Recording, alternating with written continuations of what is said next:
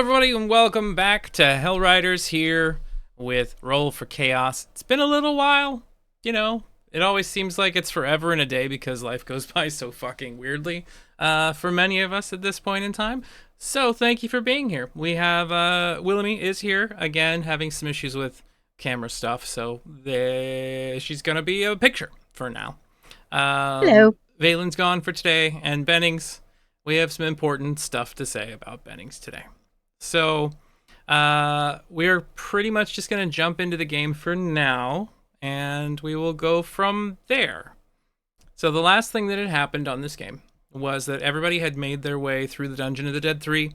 They dealt with some serious and important individuals. They had found the scoundrel that was Tarina, who had been tortured and whatnot, and was unconscious from the pain.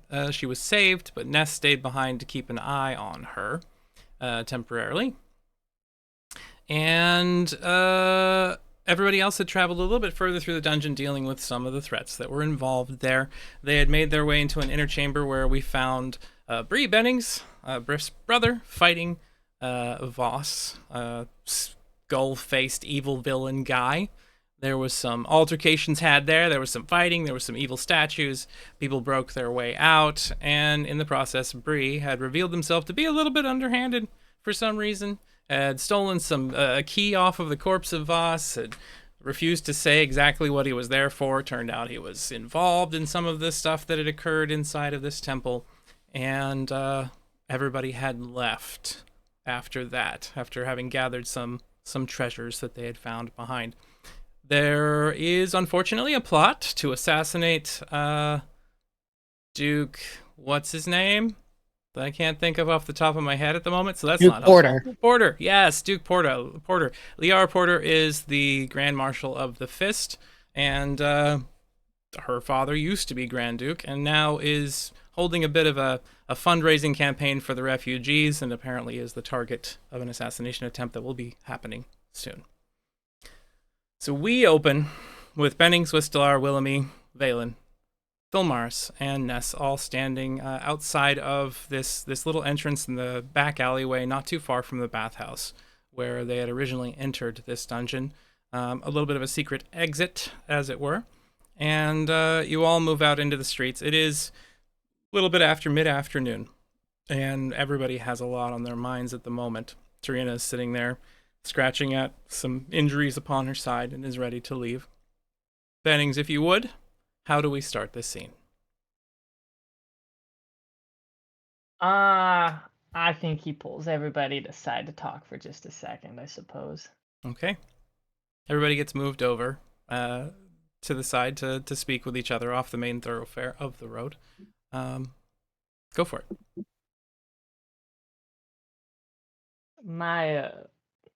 You kind of see him look down, and then he looks up, squints at the sky. I think I need to be on my way, friends. It seems whatever twisted fate has brought me to this city has seen fit that another journey is meant to go on. And this is not one I fear I can take company with. But we'd always support you. What's going on, Bennings? Oh, all I ever wanted to do here was support y'all. I had no reason to go into dungeons beneath bathhouses or whorehouses or what have you. Nah, this is family business, and I think I got to go at it alone. Well, coming from a large family, I can understand the necessity to deal with family business before anything else. And, well, if anything in that dungeon is a hint to what might be going on, I think that probably is the best move. There's a lot to unpack there with the betrayal, the finding, the helping, the leaving. It's yeah, that's quite a lot. I'd never seen Bree like that. Bree was my hero growing up. I Nah, I can't see him like that, so he cannot be like that. So I will go find him, and I will make sure he does not continue to be like that. Well, Take it from you, someone who a family member tried their best to push in the right direction or what they thought was the right direction. Accept them for what they did. And then try and get them to do something else. Or at least take them back home and maybe your parents will have a better time at scolding them. We come from two different cultures, Thalmaris. I upon finding my brother have no intention of pushing him in the correct direction, as you put it. No, he's got a longer road to hoe, and I'll be waiting at the end of it. The squirrels like pushing you out of a tree if you do something wrong. Just a suggestion. Well, fare thee well, compatriots. I wish you best on your quest to avenge El Trial. Thank you for all y'all have done for me. I have never met a more confusing bunch of people. But I ain't never met ones I liked so much neither. Perhaps when all this comes to a head, we might find each other in whatever horrible and twisted fate awaits y'all in Avernus. It does seem like where we're going. We'll, like, open arms and give you a hug. Bennings is a surprisingly good hugger. You're welcome. That's not Do I need surprising to roll for at that, all. Tyson? Well, Do that I need a tracks. 20? That tracks. Yeah. It's fine. It's actually a fighter skill. Yeah. Grapple. Grappling. Yeah. Yeah. Coffee coming out my nose here in a second. All right. With that, Bennings moves and gives his farewells to those in the party before hucking his big old hammer across his shoulders and heading off into the streets to follow after his brother to face the future that occurs with his family. Audience, our wonderful Lowell here will be stepping away from the game, and maybe we'll see him again at some point in the future here or on other places on the channel. But for now, this will be dropping down to just the 5 other players in the future. So thank you very much for being here, Lowell, for enjoying this game with us. We have appreciated you and your character, and are looking forward to anything you might do in the future. Thank you for having me. It's been a pleasure to be here. I think you're a wonderful DM. So funny. I've never met a more fun group of people to be around. Gwen, I mean what I say. You always make me laugh in the most wholesome ways. And Marquise, you are indeed gay. And Brian, you're just such a great voice actor, man. Yeah, everything you say is so sweet. And Shannon's hot, so yeah. I mean, this is... None oh, of this jeez. is wrong. That is a factual statement. Ah, Just factual statements. All right, everybody. So Fuck we're gonna. you, you're dead to me. Fuck you. Sorry, I wanted to say you're something. dead. So we are going to go to a brief break, and when we return, we'll have the cast set up here for the foreseeable future. So thank you very much. We'll be right back with you.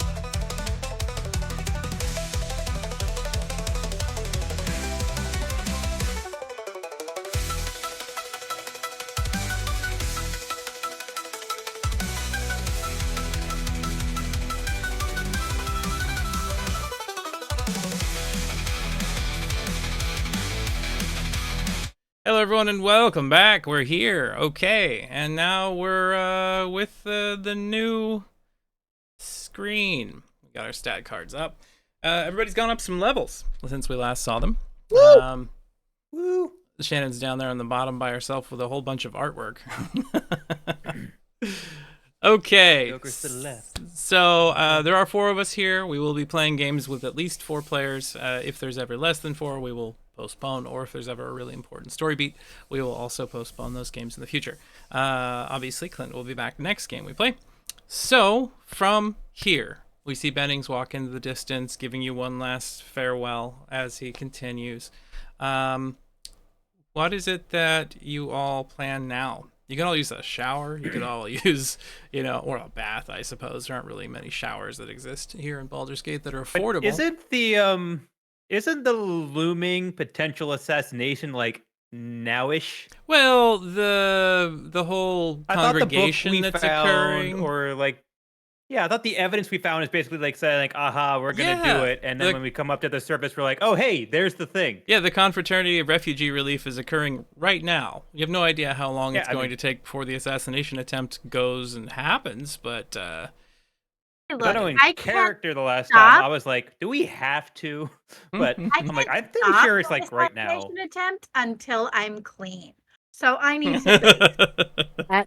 I think it truly we have to accept that if Duke Porter does die, Liara Porter will take over his estate and holdings. She will step into his positions. She can handle it.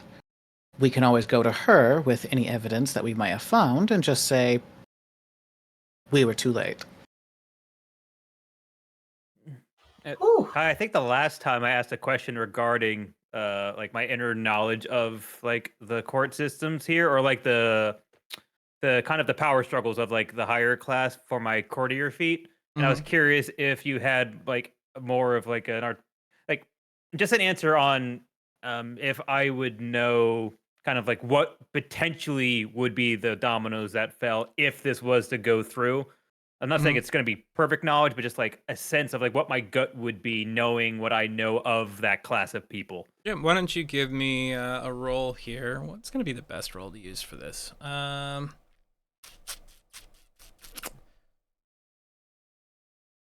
We're going to use history. Yeah. I would accept insight also, just because this is something that could come to you that way. Would he get advantage? Knowledge of how bureaucrats function let you gain access to the records and inner workings of noble court or government encounters. You know who the movers and shakers are, whom to go and favorites and seek, and what the current intrigues of interest in that group are. That's just what my feat says. So yeah, I can do a history check. No advantage, but yeah. Yeah. Here goes the roll. Guidance. You got a 10 with guidance. That's 12. a 12. With a 12, I'll reveal to you that if the Duke is assassinated, you're already aware it would throw the political space into a little bit of turmoil. Security would be bumped up. People would be hunting for whoever had done it. In the interim of an investigation being completed, the other dukes would basically take what remaining power there was and distribute it amongst the two of them that are left. Obviously, one of the other dukes is currently ill and unable to make a whole lot of decisions.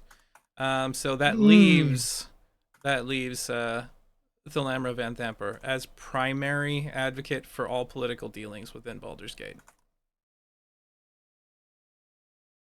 So basically, it's kind of currently, with everyone still alive, it's like a 3-tier hierarchy. Yep. And this potentially could be one domino falling and the other one not being able to stand if things play out. Yep. Thamper.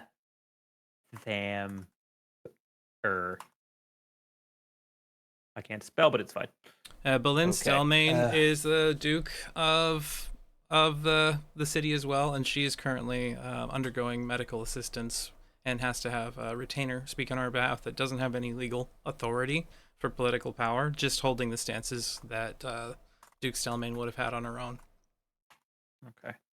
So, but still will kind of like rub their head a bit, kind of like rubbing their eyes, clearing some of their thoughts, and just go, look, I'm perfectly happy saying fuck this and going to get some rest and do what we need to do. If something happens, it happens. But this would result in one person specifically holding all the strings in the courts here, and it's the person I think we don't want to have it. I mean, mostly it would be Van Thamper. And I think even if we have the evidence, if they're primarily in power, they can do what they want with that evidence. If they wanted to, they could just take it and frame us. They could just, they could completely ignore it. And I'm just putting it out there. I'm not really sure if how much that matters. In all honesty, it's just if Van Thamper's potentially working with this other group to do the same thing to Baldur's Gate, I feel like we should try to prevent the power from shifting. So Ness So it sounds like you're not perfectly happy. Ness and Thulmaris, at this point in time, both of you give me an insight check.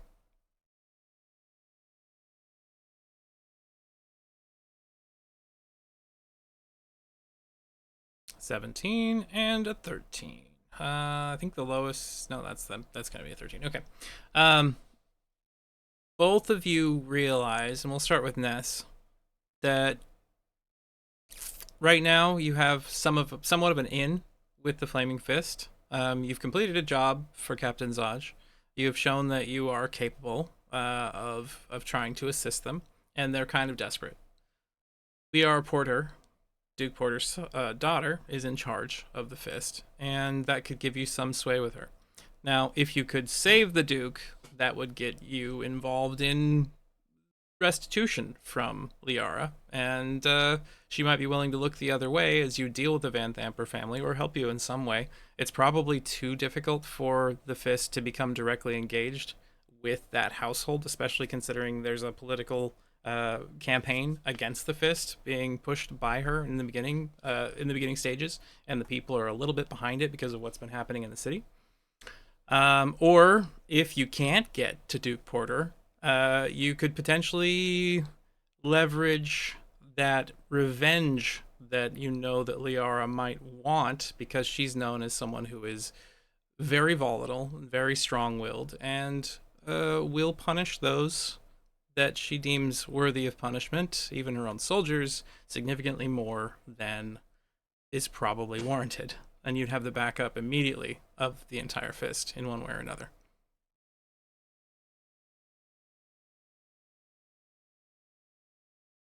So, save him or don't. Either way, you could get the Fist support in dealing with the Van Thamper family. How about this? Do we know what Liara Porter looks like? She's new to the area, so probably not, although there's likely to be an artist's rendition inside of the local papers. Something within the last week would probably have an image of her that's been drawn. I say we send the message to Liara Porter to save her father. We have no idea where this threat is coming from. We are bloodied, battered, and bruised, and I say we just give the message to her, and if she doesn't take it, well, she can come to us for revenge. And that's the best that she gets. I mean, I agree that I don't think we are in the best position to take care of this, nor am I particularly invested in it outside of the fact that I just want to basically screw over the fuckers that did this to my family in my hometown. But yeah, the fists and the local enforcements are far better equipped in our current stance. It's just, I don't know if we're going to get a message out or what, but we can certainly try. All right, so first and foremost, find a paper, find Liara's photo. Because currently I can just, as long as they're within sight, I can establish telepathic communication with them one last time and for the day and just be like, hey, here's the message. Whatever you do with that information, use that what you do with that information. Here's where you can find me tomorrow. We can go to Captain Zodge tomorrow. Again, we are busted up. We would like to all rest and bathe and I also can recover. Just fuck in someone's head too, if need be. I can Thoughts? also, but I have to be within 120 feet. So Yeah, I think mine's pretty short range. Oh, then let's do let's get Wilhelmy as within 120 feet of the square, and then as the most persuasive one. Okay. So is everybody heading to the square where the refugee thing is happening? Yes. Okay. First, finding the paper on the way. All right. Yeah, you have grabbed the paper that shows some evidence that the Van Thamper family is likely behind this, and you head towards the Confraternity of Refugee Relief, which is happening in, where is this at exactly? Baldur's Gate. It's to happen inside the courtyard, the main market square at the base of the beloved ranger statue. So you move into the wide. That's what it's called. You move everybody together. You grab all the things that you have. Ness, did you have any input on any of this? I didn't know who 3/4 of those people were. So and I don't care about politics. They're all marks. So all right. So you just follow after everybody, like, okay. So you rush into the wide. You rush into the wide. You see a huge congregation of individuals just kind of spread throughout the center of the town. There's the smell of cooking meals. People are like handing out confections and whatnot. There's a lot of refugees in this one little space. The wide is a section, just think market circle. It's more like a triangular shape. Happens to have buildings like ringing all the way around the outside of it. In the very heart of the center of the square is the beloved ranger, Minsk. Standing as a statue there that people have like gathered around for a long time, and you can see that the entourage for Duke Porter is setting up around there. There's some fist members around the edges of it. There's some people that are watching the crowd, and you can see Duke Porter like preparing stacks of papers. He's setting up they're setting up a podium for him. He's preparing to go up and speak in front of the people. So, what do you wish to do from here? Just look to Wilhelmy and just say, if you can message him, tell him that a group working for Captain Zodge ended Dead 3 cultist cell. They put a hit on your life. Less than 20 words. There you go. She takes note of all of the words, adds maybe one or two just for flavor, and then takes a look, makes eye contact, sends the message. And you send it directly to Duke Porter? Okay, that's GM. I thought that was her. Woo. Oh, yeah, I was gonna be like, oh, why is she rolling? No. So Duke Porter receives that message in his head. And you see him like tilt his head for a second and look around. And then he shakes his head and goes back to his papers. He steps up on the podium and he puts his papers down. Damn And he it. then raises his hands and people start quieting down as you're at the edge of the city. And he states, he begins, I would like to lead my fellow citizens of Baldur's Gate in welcoming our Alturian friends. I know that times are difficult now, but we will find a way to persevere, together.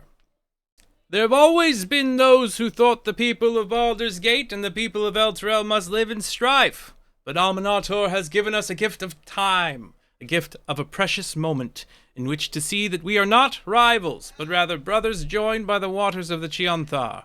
And if we stand together, he looks around the crowd somewhat, from your position behind everyone, roll perception. How close are we to them? You're standing at the edge of the wide. You're roughly 200 feet away. Well, 100 feet away. Ugh. You got within 100 feet, so Willemie could use the spell. So you're 100 feet away. Perception, you said? Hold on. Perception. There is Oh, a nope. 21. A failure on Vilmaris's behalf. A 19 from Ness and a 22 from Whistler. So Willemie, Go for it. Ness, and Whistler, all of you see this. At the northeast edge of town, on top of a small roof, a dark-clad figure stands up and raises a black bow that has a flaming red arrow in it. He draws it back to his face, and as the Duke is speaking, releases. The arrow begins arching through the space, just trailing flames. And it seems to be glowing with something that resembles infernal light. Of course it is. You have one chance to do something here, or that arrow is making its way errantly directly towards the Duke, who failed his ability to understand what that message was about. Oh, no! It was so clear. What is this, George W. Bush looking at a dossier about 9/11? Wah, wah. Okay, sorry. We have no idea. We're in I a think magical there's- world. There's probably a lot of people trying to get information to and from him at any given time. And it is highly possible that in his distraction and in Wait, his so concern for this entire speech, that he just disregarded what Willemie sent him. It might have been better to send it to a soldier. Okay. Can I get it- closer? You're going to start rushing closer? Is that the idea? But do we have seconds, or I'm assuming we have seconds? You have right? 3 seconds. You have half a turn. So I have something that I could do within that span. So I'm going to Misty Step 30 feet closer, Okay. as basically as close as I can, and then. So now I'm at, because you said we're 200 feet away. So if I do 30, then I'm 170 feet away. Mhm. So I doubt I can't reach the stage or anything else they're doing. But I'm thinking of either trying to Eldritch Blast the bolt or Eldritch Blast something to get in the way of the bolt. But I don't know if there's something that could feel that, because I was gonna maybe try to hit the stage and have him fall, and then it goes over him. It's But too I'm far not away close for you enough. to do that, yeah. So I will give you one chance at a perception check just to see what you might be able to interrupt. So Whistler immediately just poof, disappears in a puff of misty smoke. While they do that, anybody other else thing- before you was gonna say continue? Anybody I else was just that gonna say the wishes? only other option would be to try to go towards the guy and make him get his aim off. So whatever is easiest, but I'll do the perception. Well, he's already launched the arrow, so right now Okay, you're that's trying to fair. do something related to the arrow or protection. 9. All right. Vilmaris, what are you attempting to do? Is we're all going to react at the same time. What are you attempting to do here? We're 200 feet away. Roughly. Does Alchemist Fire make a sound? When it explodes outwards, yes. It's like a whoosh. It's a Molotov-y. I'm gonna just turn in a... Oh, gosh. I'm gonna turn in a direction that doesn't have people right next to it. And I want to just explode the alchemist fire to hopefully get him to that wouldn't work either, because he would stay still and not catch it. It's the best thing I've got though. Because there's no fist around me, correct? There's some fist, but they're a little ways off, and they're basically at the edges, the entry points to the wide, and they're standing there and watching people that come in. Cool. And then they're keeping an eye on the crowd. They're, I'd say, 15 feet from you. I would go. I'll turn to the fist, like showing the badge that Zaj gave me, and just say, and actually like point out the dark figure in the northeast corner, so that they understand. Hey, Porter's about to die. Okay, so you're gonna point out. They can coordinate themselves. You're gonna point out the assassin.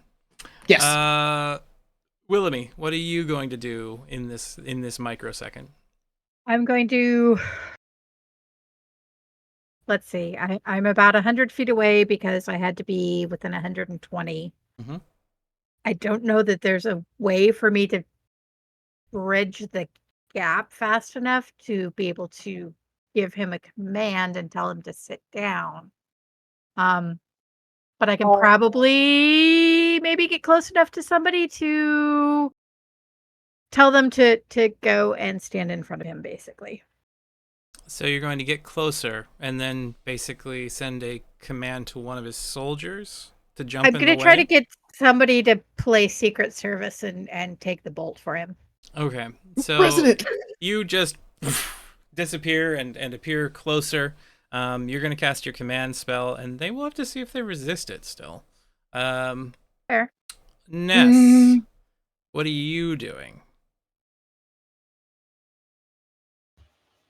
I don't know D&D, and none of the ranges are on my shit. So I did some quick Googling. 30 feet for Misty Step. I think it was 20 feet for my hand crossbow, but that was debated Yeah, hand on crossbows. Reddit. It should be 30 for the closest range, Closest closest range. band, and then it should be like, I forget what the next one is. It's like 60 or 60. something like that. Yeah. Yeah, I think it's got it. It's 30, 120. So, Okay. Oh, so 30 is within accurate range. 120 is within inaccurate range. So you can fire up to 120 feet away. And he's 200. The Duke Porter's 200. The arrow is only like 150 from you as it's passing over the crowd and heading towards him. The arrow. Yeah. Oh. Shoot the arrow. Yeah. What I'm doing. Okay. That's I got. I was gonna like Misty Step and just push him off the fucking thing, but he's too far away. So Yeah, no, that was my thought too. So the two of you are going to attempt together to try to knock the arrow out of its flight path. it's just a fail safe. Okay. Do you Misty Step closer, Ness, as well? If the arrow is far away, or it makes a negative or a disadvantage, then yeah. But if it doesn't make a difference, no. I don't think it'll make a difference from this distance with your hand crossbow. So because you're at kind of the longest range, you can fire your hand crossbow either way, which puts you at a -4 to the attack roll. Wistelar, on your perception, you do not see anything that you could knock in the way of this arrow. So unfortunately, you either have to just try to shoot the arrow itself, or let it pass. Someone had magic missile. Magic in air. yeah. It won't miss. Yeah, no. Okay, so you're gonna have to make an attack roll. Ness, you're gonna have to make a hand crossbow attack roll. Fulmaris, you turn to the soldier, you point that out. I'm going to make a perception check on behalf of the two soldiers you're kind of pointing that out to. One of them does notice it, and you see him like turn and tap the guy on the shoulder, and they both begin running in that direction, kind of shouting for some of the other fist that there's a threat nearby. Oh. It's whatever the first, 20. Nice. I double-click. It's a 20. And Ness gets a 10. It's a 10. Yeah, so your shot goes wide. Yours is a 20. Let me see. Wouldn't it make more sense for it to go short rather than wide? Yeah, it could just... Yeah. Well, I It just goes- say it. just It's goes far right out away. here. You pull, Right? you pull the trigger, and it's like, just like falls out of it. Or I use my trick gun. Bang. Shit. AC. Let's see. How do we do this in 5e? Calculate AC for The objects. the size of an object will determine its AC bonus. But in terms of its standard, like it depends on the material it's made out of. If the material it's made out of will be its AC, and then the size of it will also determine its AC. Yes. So if it's just like a standard wooden arrow, then it would have the AC of wood plus the AC of being like a tiny or small or whatever object. So it has a base So much math. 16 plus distance plus size plus middle. This is saying 22. Yeah, I Jesus. figured it'd be a tough check because of it, and I made sure you can't use guidance on attack rolls. Yeah, you got close. So your bolt Yeah, 'cause just wood is zips through the air, 15, and it then, just then you. it actually busts apart some of the smoke and fire that's trailing behind the arrow. You came so close, but you didn't hit it. The very last thing we have to do, Willamy, you have cast. Is it command or is it suggestion? Command. Command. See, what is your command? Give me your exact command.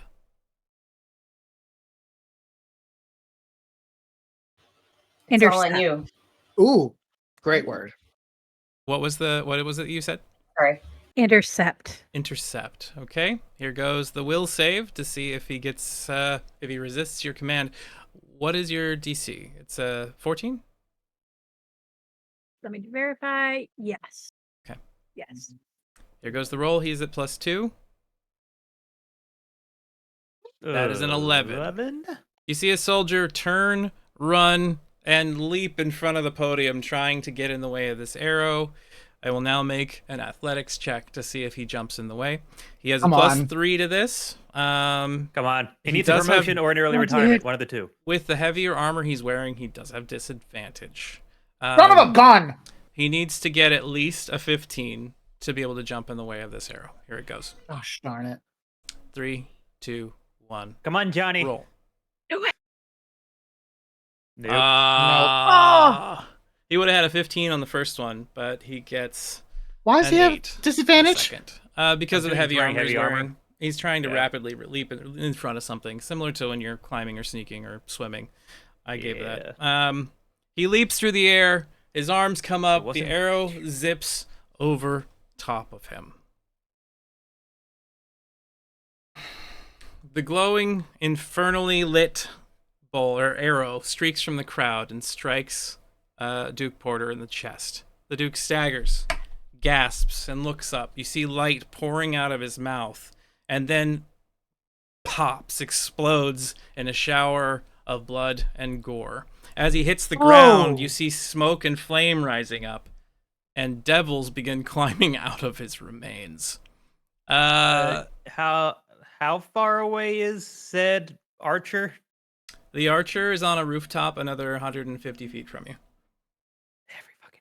Like, could we have been in a worse spot? God. No, not really. Yeah. I don't even know why we're here. I thought we were just gonna go take a bath. Well, at this point, you might as well. So- yeah. You see, Might be busy though. Everyone's covered in blood. you see a few imps crawl up out of his corpse, and 4 other creatures. What is the description on these things? Let me describe these. So, oh my gosh. These are really gross looking. So, they are basically an amalgam of flesh, kind of like a fleshy maggot shaped sort of like a person. Very large, very rotund, like a whole bunch of rolls just kind of wiggling out of them as they pull up out of whatever this tiny gate was. And the soldiers nearby are now screaming and turning to fight these things. The crowd begins kind of going a bit haywire at what has occurred. And I will roll a d6 to see a random event that happens. So the riotous crowd is swirling around you all at the moment. People are screaming, running in various directions. You're kind of being buffered.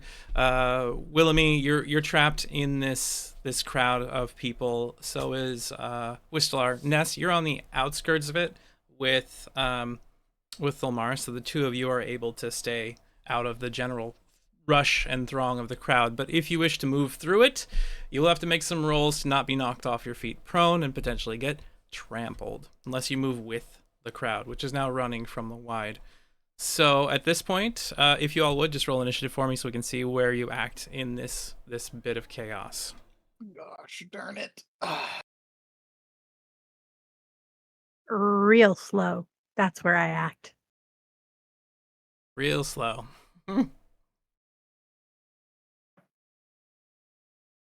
That's an intelligence save, Ness. I just realized that, but I wasn't even on that page. So I mean, you have what? A plus Oh. 1 to intel? No. I mean, it should be pretty Shannon high. has a negative because she went, initiative, INT. Go ahead and it's in the middle. There we go. There you go. So you have a 21. I mean, you still, you rolled well. Thalmaris, you got a 14. Just wanted to see if it was an intelligent move to roll initiative. That was all. So the first one to go here now is going to be Ness. Ness, you're the fastest reacting. You can see soldiers starting to run towards this figure that has now left between rooftops and is kind of fleeing off as best they can. And you see that there are 4 other figures that move with them and start running across the rooftops so you can see in the distance.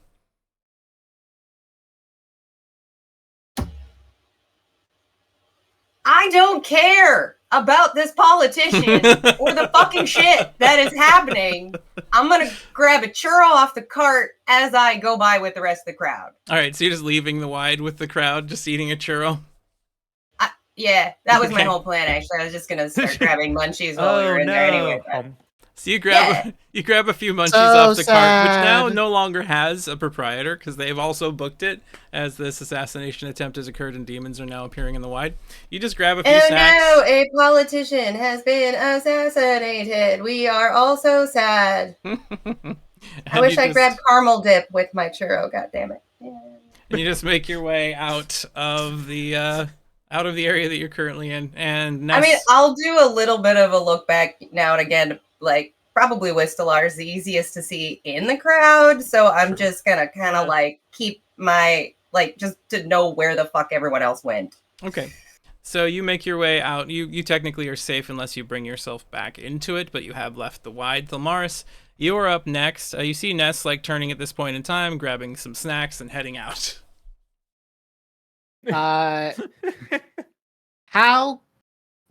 Who's closer, Wilhelmy or Whistler? Whistler. Both are 30 feet away because they Yeah, both Misty stepped. But one went towards the Duke at the center of the promenade and in the wide, and the other one went directly north of you, which is technically closer in this position. I mean, they're both 30 feet away, so it's the same distance. It's just one of them's closer to the exit.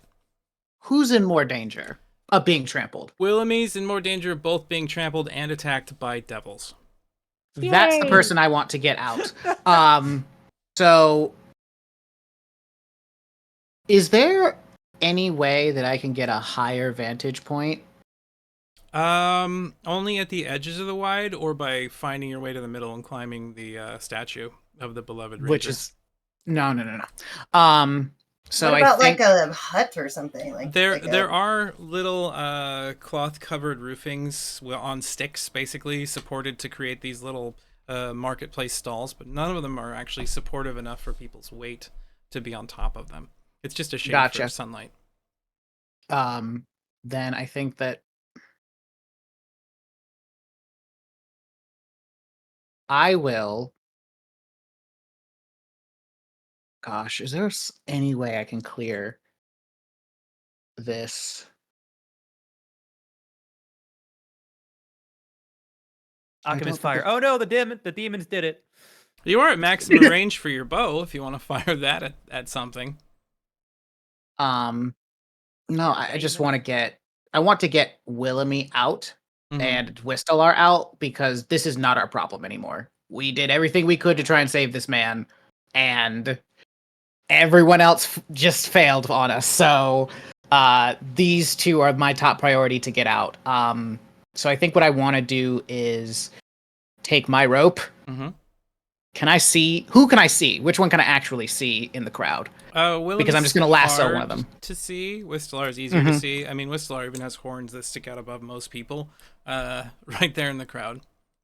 Yeah. So I'm just gonna lasso that guy, that person, and I'm just gonna pull him like through the rope is going to catch some people. I don't care. Give Like me a- I'll go Give me a ranged clothesline a attack. couple of them.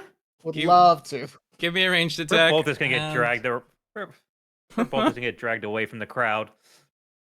Suddenly, Pretty the whole much. crowd is going to be pulling you via that rope. Is what's going to happen.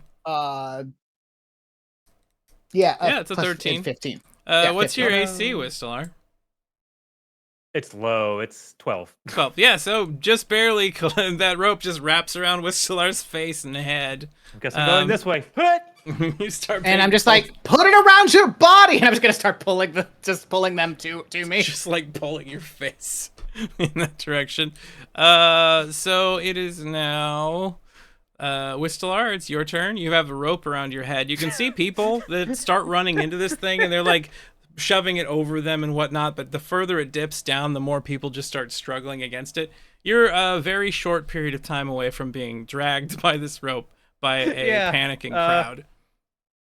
How tight? Like, is it like? Can I pull it off, or is it so taut that it's kind of like it is what it is right now? You'd have to make an athletics roll just to see if you can remove it, because it is a little tight now. Oh, goody. But you might be able to just kind of twist yourself around and take it off. I'm going to say your DC is a 10. It's not a difficult roll yet. Can I see who's holding the rope? Perception check. You're in the It's more heart. of like, You're in the heart of a chaotic mob that is currently fleeing terror. yeah, because right now, if it's like, oh, there's demons, and all of a sudden there's a rope on me. Right. So you can see Thelmaris like hand up, waving at you, holding onto one end of the rope and tugging it. And how far are they from me? 30 feet. I'm just done with this day. I will Misty Step, which drops the rope, and I will just appear next to them, and I'll just like put a hand on their shoulder and be like, "If you want my attention, at least get consent first." As the rope falls down, My safe word is emerald. in that small period of time when it was hanging there on you and started to drop, and people suddenly have this rope around their midsection, their waist, their feet, their ankles. Thelmaris, please give me an athletics check. I'd love to. Where's my bucket? There. 12. 12. Thelmaris, you see Whistler appear next to you, takes your, attention for a moment, and then suddenly you're yanked off your feet and dragged into the crowd as they begin rushing away, with that rope tangling a lot of them in the midst of it. It's still technically my turn, right? I'll be back. Hold on. I can't remember if this is it's an action balls. Well, Misty Step is a bonus, so I Yes. still technically have You still have an action left. But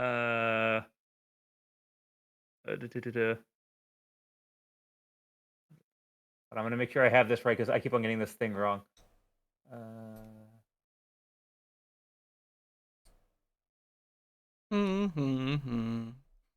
I can't remember if I think I can eventually take someone into my bottle, but not right now. You can't yet. That's the only other.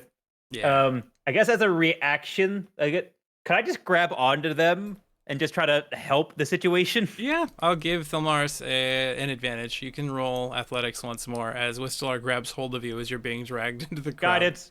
21. 21 plus That's a 1 is 22. 22. This time you're able to like release and move back, and that rope like makes its way out into the crowd. It starts just moving through them, and you see a bunch of people get tangled up in it. A whole bunch of them start tripping and falling over one another. A whole selection of panicked bodies now are smashing into one another and tripping. I hope you weren't emotionally tied to that rope. That was just a thing. You were more important to me.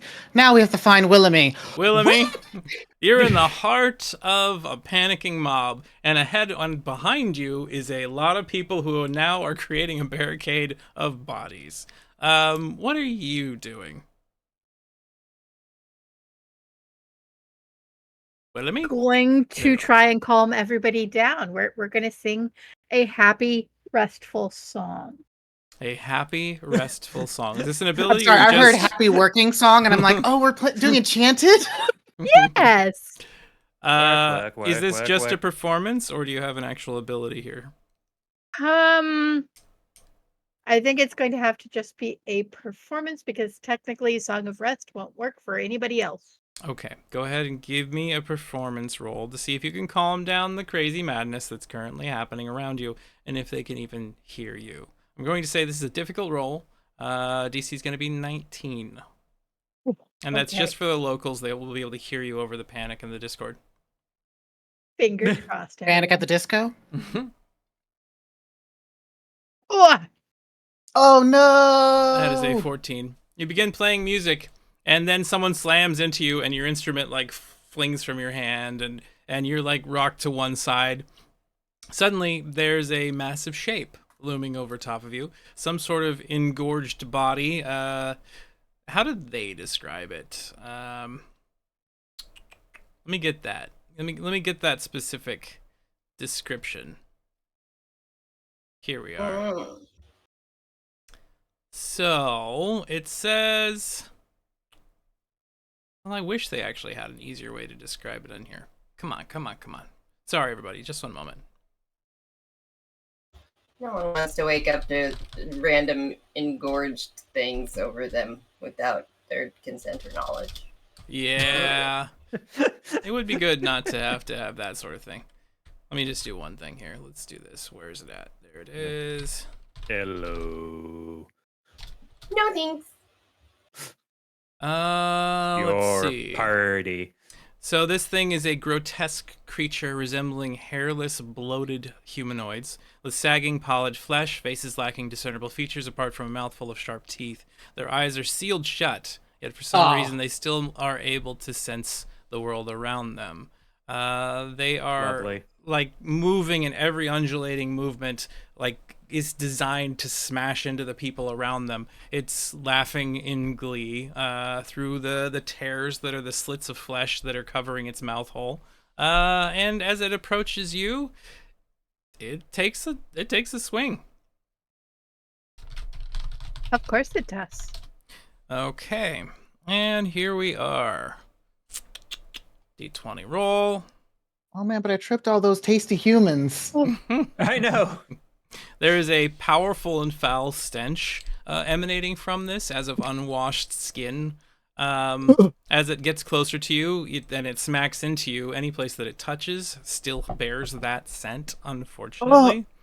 It has a +5 to hit, so it gets a 18 and strikes you. Willamy, you are going to take 1d6 plus 3 damage. Oh, That is 6 points of damage. Ow. that hurts, but it could be worse. So it just smacks into you. And from this close now, please give me a Constitution saving throw, DC 11, or become poisoned by the stench until the start of the creature's next turn. Oh. It has to. Why does it have to be stench?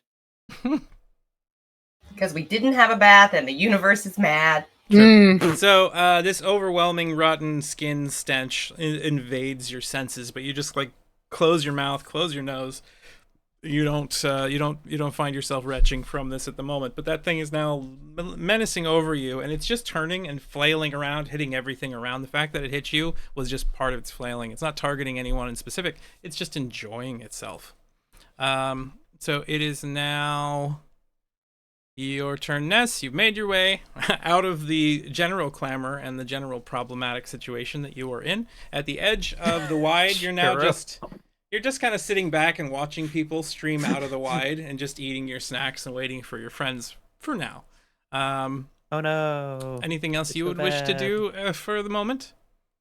I mean, if anybody runs by in close proximity with like a really big fat purse, I'll just grab it as it goes by. Give me a I perception got one check. free hand, you know. And this is why I'm like, okay, I'm not rogue job in enough. this party. You're not- I don't rogue enough. Yes, you're not rogue enough. Give us a I'm give sorry, a perception Barty. check. No. didn't Thank mean you to for outrogue teaching you. me how much I am not a rogue. I'm just not stealing random shit. It's so terrible. Everyone get away. Is that Oh your no, food? Oh my run! God. Oh wait, you slowed down for half a second. Okay, run! Ness has six-pack Right. abs. Always be stealing. There you go. What did you want me? You said perception. Perception check, just to see if you can find the most juicy and easiestly attained purses as they go rushing by. That 21. makes sense. You find a couple of lesser nobles bottom. that look like they're heading in your direction. If you could just get the attention slightly of one of them, they'll be over here. The other one is running right past, so you can make a sleight of hand check with advantage because this individual is panicking at the moment to see if you can just snatch a purse. I'm gonna do. I don't need to get anybody's attention. This is like just you're walking by berry bushes and just grabbing stuff. But in this case, they're going by you. So I'm not gonna call a person over, but I will try to take the one that's running by me. Okay. You said sleight of hand. Sleight of hand with advantage. Neither one of those were great. Let's see. So you got a 7 in total. You had a. Oh man, that's not great. I'm gonna have him That's roll what I with said! disadvantage with perception to find you. He has a +1 to his perception, so he might see you doing this. We'll see. I choked on cinnamon dust. It was distracting. He gets a 7. 7 to a 7. I'm actually gonna make you have a roll off. So go ahead and try once more. Okay. His roll this time was a 3. Woof.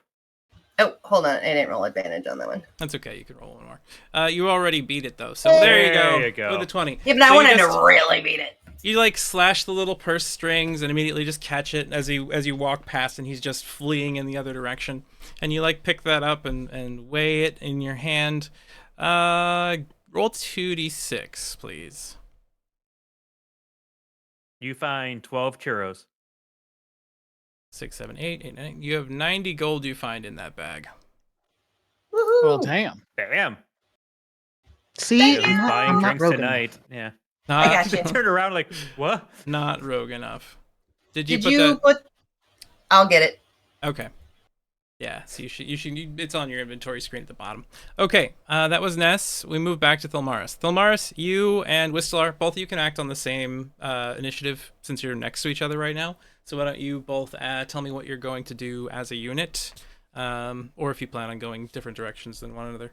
Whistler, How do we- How far? you can are both they? see Willoughby right now because a massive figure, whatever that creature is, has knocked some of the crowd down in the distance, and she's being like flailed at. How far are they from us? 30 feet.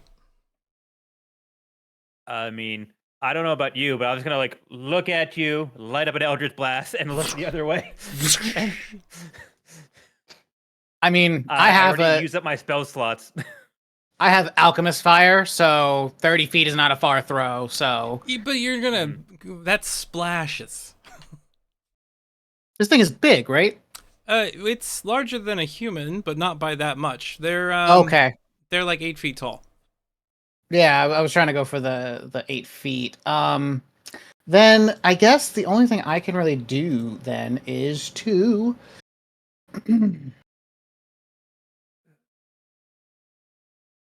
I am so Marquise is not gonna do it. Marquise is not gonna pull a fucking card out of Nine Fingers deck. I mean, you could. I think that the best thing to do then would just be to fire alongside Wistel. Do you want to use your hand crossbow, or do you want to use one of your fan daggers, your fan blade I weapons? think I'll do the fan because I can do a specific action with it. Where'd you go? Oh no, all of my little actions are gone. You can do a was it a slashing attack or a it can do a lacerate. I don't need this thing to bleed. So yeah, I'll just throw a fan at it. Okay, one moment. If you make it bleed, will it just pop? I don't want that. I don't need that imagery in my head. I Gross. don't want that I on don't- top of me. I don't think Willamine needs that on her. So, and the druid never smelt the same again. So go ahead, Whistle and Thelmaris, and give me an attack roll to try to beat this thing's natural armor. Ugh. Got 10. Ugh, There's a indeed. 10. Your blast goes awry. Thelmaris, your 21. fan hits. Roll for damage. That is 6. You can add the 2d6 for it for sneak attack because it's currently engaged in a fight with Willoughby. Cool. 6, Plus 4. 7, 8, 9, 10. 10 points of damage. Excellent. This thing, the blade goes in, slashes across a few bits. You see black ichor just pouring out of this thing's body. Your fan spins through the air, and then you catch it out of the air. Willoughby's Bonus not act. flanking this thing by any chance, is it? Are they? No, she's in front of it, technically, to where you're at. Willoughby, it is your turn. This big creature is over top of you. You see 3 more of these things out in the crowd, not that far away, and there are 2 imps that are terrorizing and jumping up and down, throwing little flame bolts at the guards fighting the fist. Run! So the fist that were up there in the front, some of them have grabbed what remains they can of Duke Porter and his insignet ring and have moved aside to fight the demons. But what do you do, Willoughby? I am going to be Peak Bard. I am going to cast my final 2nd level spell for the day. Go invisible and start getting the There hell you out go. of there. You just go invisible and run away. Yep. Good choice. You just start sprinting She's towards dead. your allies. So you're able to move the distance through the crowd if you do a double movement, if you do a sprint action, because they are slowing you down otherwise. You only have half your movement speed. It's considered difficult terrain. So if you use a sprint, you will arrive back at your crew. I will do that, and when I get back, I will say, I told you I needed a bath before we tried to save anyone. You happen to telling not that to- see Willoughby, but you can definitely smell her as she approaches. Oh, I didn't know you knew how to use the gaseous cloud spell. let's. By the way, Ty, Mhm. is the Elf Song Tavern the only tavern with a bath? There is one outside of the city, but I can't remember the name of it off the top of my head. But The Elf Song basically, Tavern yes. it is. Yeah. Whistle is constantly precipitation into the darkness because they don't know where they are. They're just like, get the smell away, get the smell away, get the smell away. Suddenly clean, as Willoughby was standing next to you in one of those directions. So all of you flee the wide at this point, I'm assuming? Yes. Yeah, Okay. Gone. we're just piecing out. As you make your way out, you can see Ness standing there awaiting all of you, counting coins. I don't need to count coins. I can shake a bag and know how much is in it. You can make money Rogue. through. Do you have a second churro? Did you just get yourself? Pull out another churro. So Okay. from where you're at, you can look off in the distance. You see a group of fists chasing after some people on foot. They're a few hundred feet away at this point. They seem to be on the trail of the assassin. That's the Fist's problem. We can speak to the They- reporter they after went we get our that way. money from Zaj. Mhm. Good job, you dickheads. We did our best, everyone. Let's go. Yeah, we need Wash to this figure day out our away. next- Yes, we need to figure out our please. next move after all of this, Mm. because right now I don't even know what the heck it is. But yeah, I could use a hot bath, a stiff drink, and God knows what else. Ugh. All that's on me. Chink, chink, chink. Okay. So Or on that fat bastard over there. But you make your way back to the elf song through the crowd, and obviously the city's in disarray at this moment. There's lots of fist soldiers that are starting to move through the city streets. There are people that are panicked. There's a lot of conversation about demons and devils and how bad the fist is at protecting everyone yet again. And as you enter the elf song, you can see that during the mid-afternoon, it's relatively quiet. You see Alana Lath standing there wiping down the tables and whatnot, and he looks up and goes, "Oh, dear, you again. You didn't bring any pirates with you this time, did you?" No. I left them in my other pants. Tarina I had mean, left there's- you a little while ago, so... 2 rooms, please. 2 rooms with Oh, baths. Business transaction. Excellent. He walks over to the counter and sits down, brings out his ledger. He says, so you're looking for a bath. Those would be either the shared rooms for baths, or if you want an individual personal bath in your room, that's one of the deluxe rooms. Deluxe rooms are 3 gold pieces per night per individual. Do you have 2 deluxe rooms available? I do at the moment, yes. Perfect. We'll take those. Okay. And we'll also take whatever is on the stove for supper and strong drinks, but bring empty cups and full bottles. Excellent. Brandy? As I like you all, I will separate myself from a small amount of profit. What do you say? Even after everything that was gone through this building prior, and the fact that a window was shattered out and there was a bunch of blood that I had to wipe off the floors with myself and my staff, I could let this all go for 25 gold.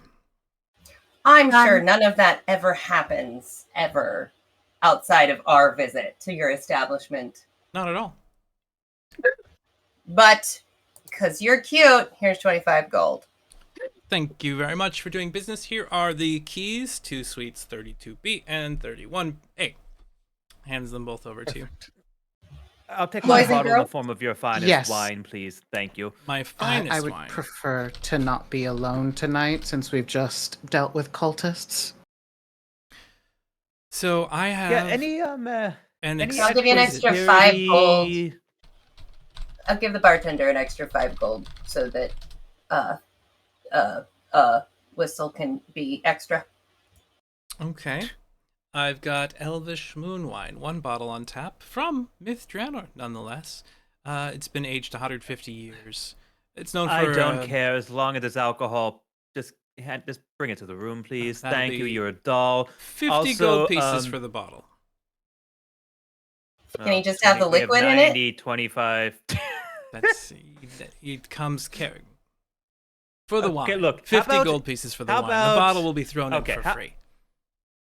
How about we just get a couple bottles of modest wine for like 10 gold and we'll just call it a day. We'll go for quantity over quality. It's fine. Also, there may or may not be more ruckus people that may or may not ask about us tonight. Generally, we didn't leave anyone behind to know what we looked like, but just in case you didn't see us, it's fine. Okay. Then I've got 1 bottle of Willowwood Red for 10 gold and a Golden Harvest White, also 10 gold, and that'll be 5 gold for secrecy. I already gave you the 5 gold for secrecy in 30. Okay. I guess you're correct there. All right. So there you are. And he hands you over a couple of bottles of still wax sealed stoppered wine. You can thank our unnamed patron for the night, but thank you for your time, thank you for the rooms, and thank you for the baths. And welcome again to the Elf Song Tavern. May your evening be enchanting. I put my hand on Nessa's shoulder and just whisper in her ear, please check on Will and me. She was just the subject of a torture experiment. If she's not taking that hard, I would be very scared. So the 4 of you go upstairs to your rooms and you separate off. Is it Whistle and Thelmaris in one room and Willamie and Ness in the other? Okay. So you head inside of your moderately furnished room. Let's see.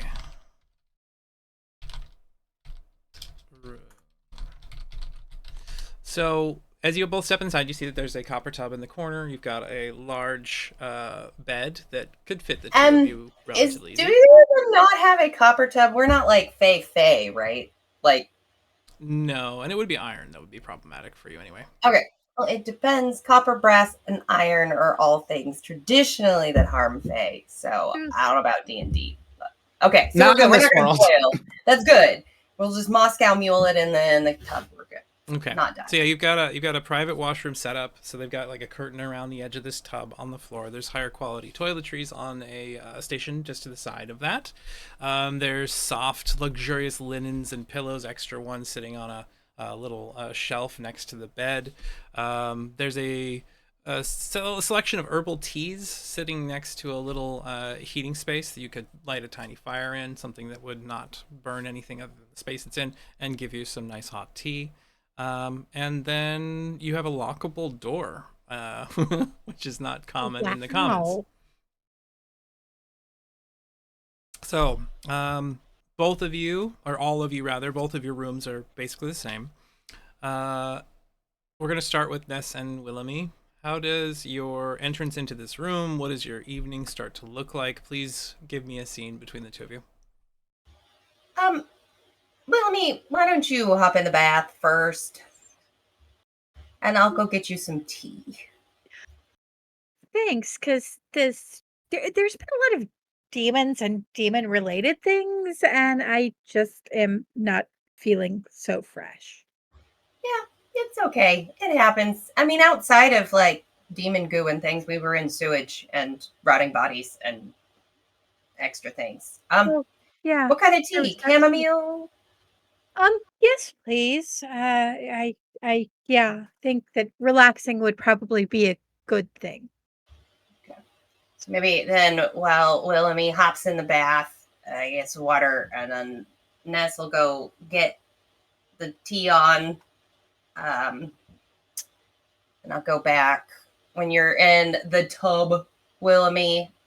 Come back. Willamie and will find every smelly oil and bubble creating thing and just pour all of them at the same time into the tub.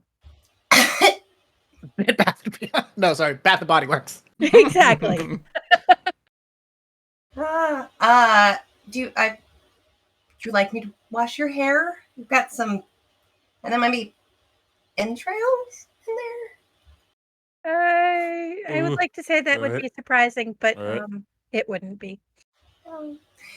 So then Nez will like kind of wash the hair, be nice with the thin, just kind of. So Willamie, how are you? How are you hanging in there? You've gone through a little bit with the whole stabbing with, sacrificial daggers and. I heard once that you can't be a true artist until you have gone through something painful. I think there's going to be some good songs that come out of this. That hurt a lot. Yeah. I'm sure those songs will be wonderful. Is there anything I can do to help? A hug? Hard drugs? I don't. What's You seem way more like the hard drugs type than the hug type, but honestly, the hug would be my preferred method of treatment. I can do both. I'll do the hug. I bet like I'm behind and she's naked and the slightly awkward. Yeah. I'm trying to hug you, but also strangling you slightly. Sorry. Right. Yeah. And then it's kind of wet, and there's bubbles and my eyes are watering because of all the various scents. But it's with love. We're best friends now, so there you go. It's true. And then low key, like Ness will just pull another little chunk of entrails out of Willamie's hair without saying anything during the hug. Aw. Yeah, I think. You want to get into an emotional state there, Willamie? Like, are you good? Are you a talker? Do you need to talk this out? We hugged it out, but. I mean, I need a new set of pipes because I'm pretty sure mine got either trampled or covered in demon goo, but either way, I don't think I want those particular pipes back. Okay, what kind of pipe? Is it like a soprano, tenor? Like you have like what's your preference? Make, model, color, brand? Typical pan pipes. I prefer them to be made with willow rather than any of the harder woods. It gives a better resonance, and Willamie will just run with the let's tell you everything you need to know about pipes to distract everybody around her, including herself. Yeah, Ness, you can absolutely see with your ability to see through people's, emotional states that Willamie is choosing to not deal with her emotions, but rather distract herself. You know that there's something really bothering her, probably that her friend is missing and you hadn't found her. Catastrophe Jones. Right. So yes, thank you, DM and Captain Obvious.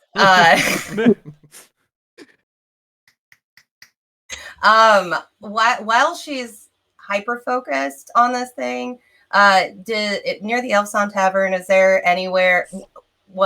First, what time of day is it?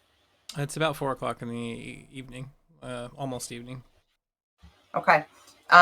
Is there an instrument shop near the Elfsong Tavern anywhere? Yeah, close? There's one not too far away.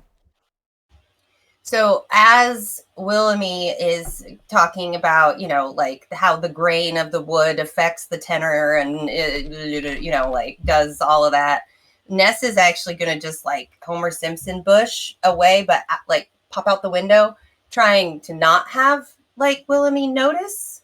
And yes, I could have gone through the door, but this whole emotionally taking care of people thing is weird.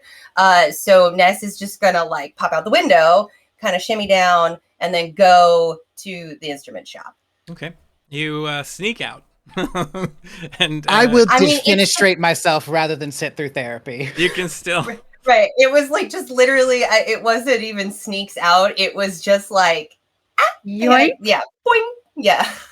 So you see, not too far from the Elf Song, a little tavern with a little storefront that has like a melody, musical notes like floating in the air next to a harp called the Melodic Haven. It's directly adjacent to it, pretty much. So as you walk over into it and look inside, is it open? It is open. Oh darn. The proprietor is like standing there looking out the window at people moving through the streets in hurried fashion, all of them kind of nervous, some of them upset, obviously. Middle-aged half-elf with an air of refined charm stands there and kind of waits. And as you get closer to his shop, he just like his eyebrows raise and he looks over to you, just waves. Hello. Hi. How are you? I would like to purchase an item. You're looking to purchase something. Excellent, excellent. Harlan Virtuoso, my dear. And he like puts his hand out. I am going to give you money to give me something. Okay. Then, yes. What are you looking for exactly when it comes to instrumentation? Panpipe, willow, fine grain. Willow, panpipe, fine grain. Let's see if he has one in stock. Give me a high or low. High? High. Actually, yeah, we'll do high, I guess. Holy crap. So you turn and you look towards the middle of the store. Let's see. Panpipes? What do they even go for? Pricing. Let's see. So you move towards the back and you can see that there is a willow panpipe just kind of sitting there on the side that he reaches over and he grabs, and on it there's these few little tiny gems, very tiny, only like a carat or two, that are kind of fitted across it. And he walks up to you and goes, "Would this one fit?" Can I roll to analyze the product that I am going to purchase with money? Absolutely. Give me a investigation roll or an arcana, whichever's highest for you.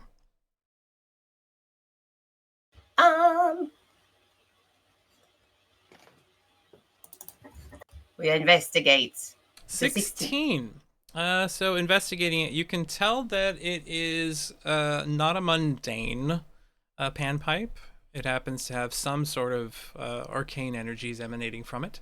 You're not sure what. It does look like it's a relatively expensive piece.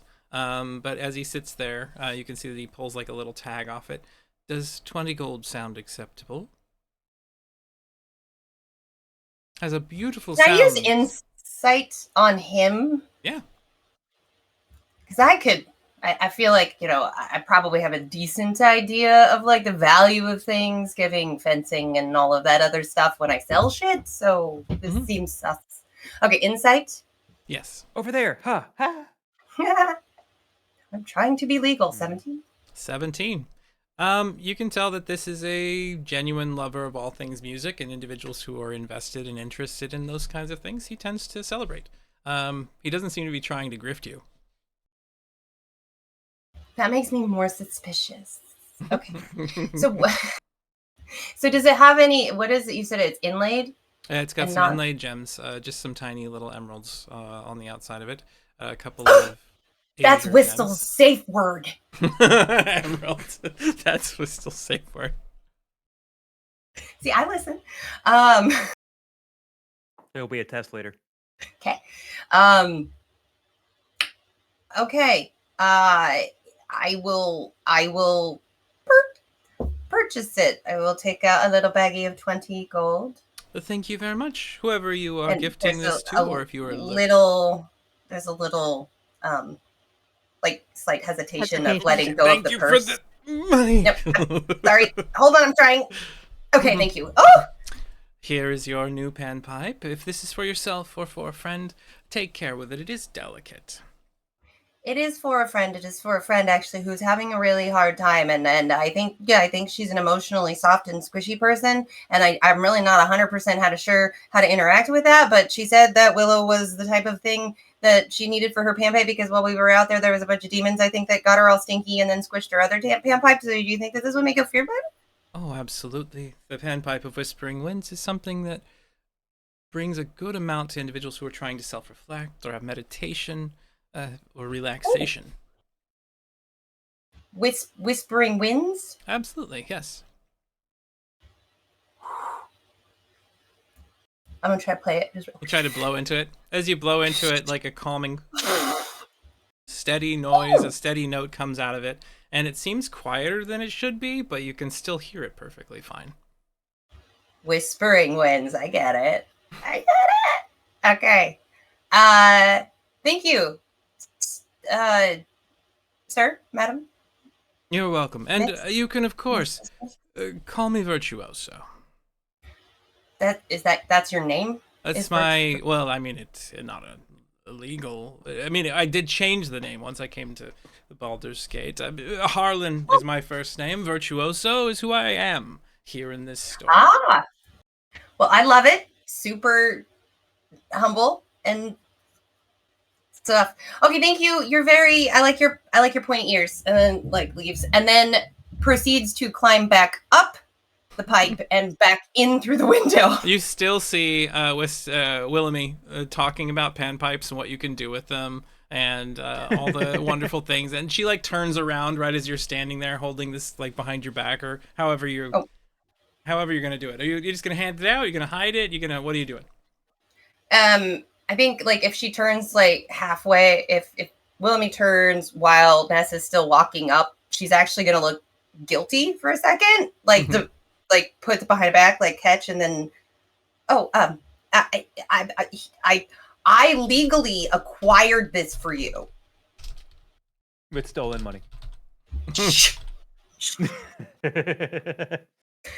Whistle! You're not even in here. Thin wall. It's just a conscious on the breeze. That's Get out of my head. that's so kind of you, Ness. You didn't have to, but it shows that you were really listening to everything I said. You heard me as I was spilling my heart, and I've never had a best friend before, but I do now. And full on stands up out of the tub, soaking wet, and gives me the biggest hug ever. Roll to smell. Roll to see if you can smell.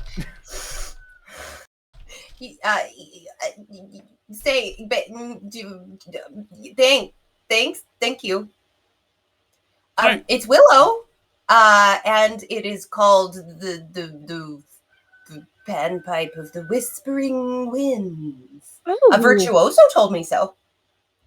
That's incredible. I will have to practice more and use it. I'm not sure how to make Whispering Winds angry and somewhat vengeful, but I will Do figure you out need me to go steal you a guitar? I mean, do you need me to go buy you a guitar or something a little more like? No, these will work. These will work. Thank you so much. Willamy, the craftsmanship on the panpipes is exceptional, and as you hold them in your hands, you can already hear as it moves through the air that it's able to make different noises than you've been able to create using your previous panpipes. They are magically enhanced to produce a calming and melodious sound. When played, they can mimic the sounds of gentle winds, creating a soothing atmosphere that can help in relaxation and meditation. They grant advantage when attempting to soothe non-aggressive targets with their music. Excellent. We could have used those earlier. Right? Listen. Although, lastly, I would say once Willamie is out of the bath and if she's practicing her panpipe relaxation, that will be when Ness is taking a bath, listening to the sweet sounds of wind. You can make something that sounds a lot like an ocean breeze, Willamie. When you're trying. Oh, I like that. I'll do I grew that. up on the ocean. So, Yay! between the discussion about panpipes, the emotional bonding, and the escape and subsequent return of Ness, we turn back to Thulmaris and Wistelar as they enter their room. Wistelar, you're carrying the 2 bottles of wine and looking upon their tag on the front of them, the whatever that's called. For some reason, I can't remember. Label. There you Label. go, the label. Yeah. Looking at the label of the 2 that you have there in front of you. You again have the Willowwood Red and the Golden Harvest White. You've had Golden Harvest White before. It comes from the Golden Fields, a fertile farming region known for its bountiful harvest and excellent produce. Typically, it offers a crisp and refreshing taste, notes of green apple, citrus, and a hint of pear. A bit of a dry finish, something that you would want to sip with certain types of foods and desserts. It's more of a dessert wine. And then the Willowwood Red, you're not certain where that comes from. Someplace called the Willowwood Valley. Not a place you've had before, so it's a wine you haven't tasted. Are they uncorked or are they still corked? They're still corked and wax sealed. I hope there's at least a corkscrew in this room. There is, yes. That's over Okay. by the table that has a small glass bowl. Within it are a few chunks of ice that are slowly melting in the room. I think it's literally just wordlessly throw stuff on bed, walk over to corkscrew, and just not even trying to do it perfectly, just trying to get the cork out. Like if there's bits of cork in it, who gives a shit? It's just like You just kind I of need to get jam this the thing out. corkscrew in, and then you just twist. Like and through you just through the wax in. I'm just gonna pull it out through the wax. It'll come out later. It'll be fine. But it literally is just like I need this bottle open now, and I'll sit there and go, do you want either of the one? Or are you gonna stick to some of your whiskey? It's just I would say if you're gonna chug, start with white, end with the red. That's what I'm planning on doing.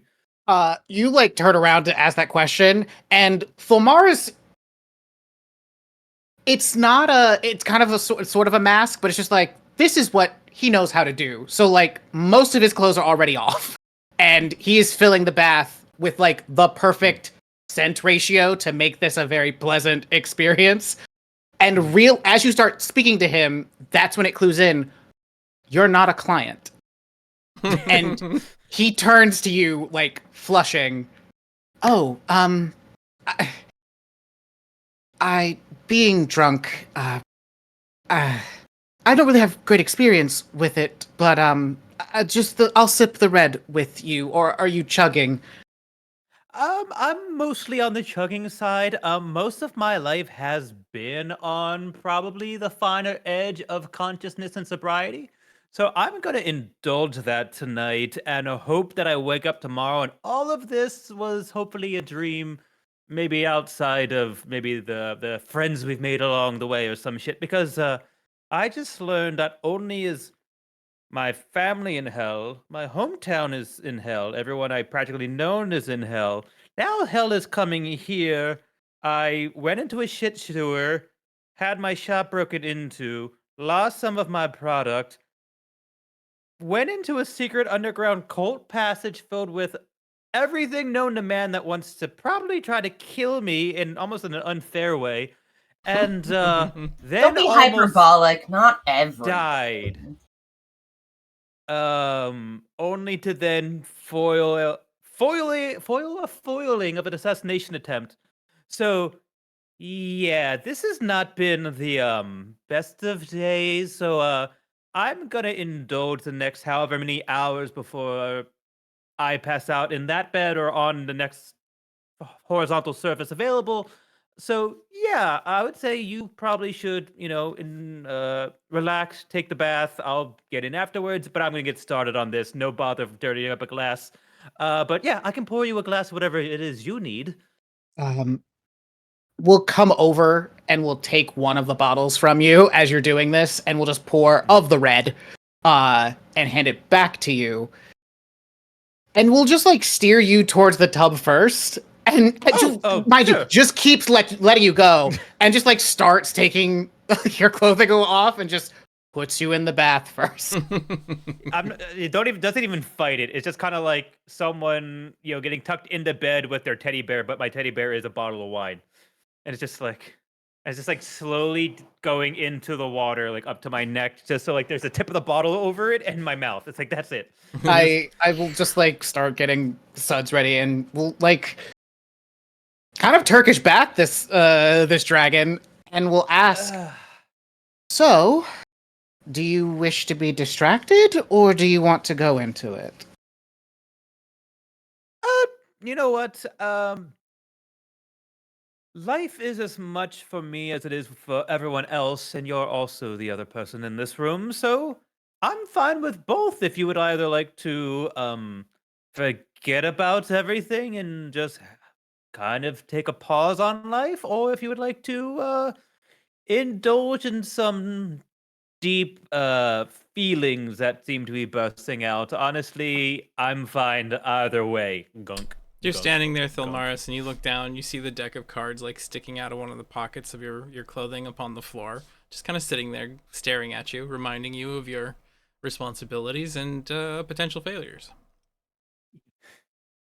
We'll like push the cards out of sight, because for the rest of this evening,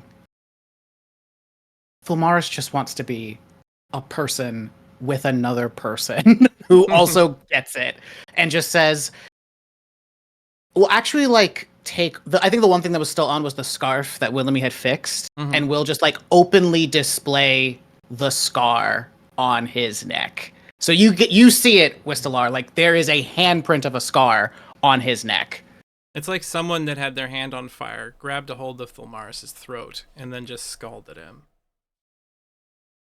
So, obviously, I have some shit. You have some shit. Together, we probably have a lot of shit together. And, well, we can pretend it doesn't exist. Get drunk, have some laughs, have some time, share some bubbles. Or we could get to know each other on a new type of level. Frankly, I'm an open book, and life is apparently too short, so fuck it, ask away.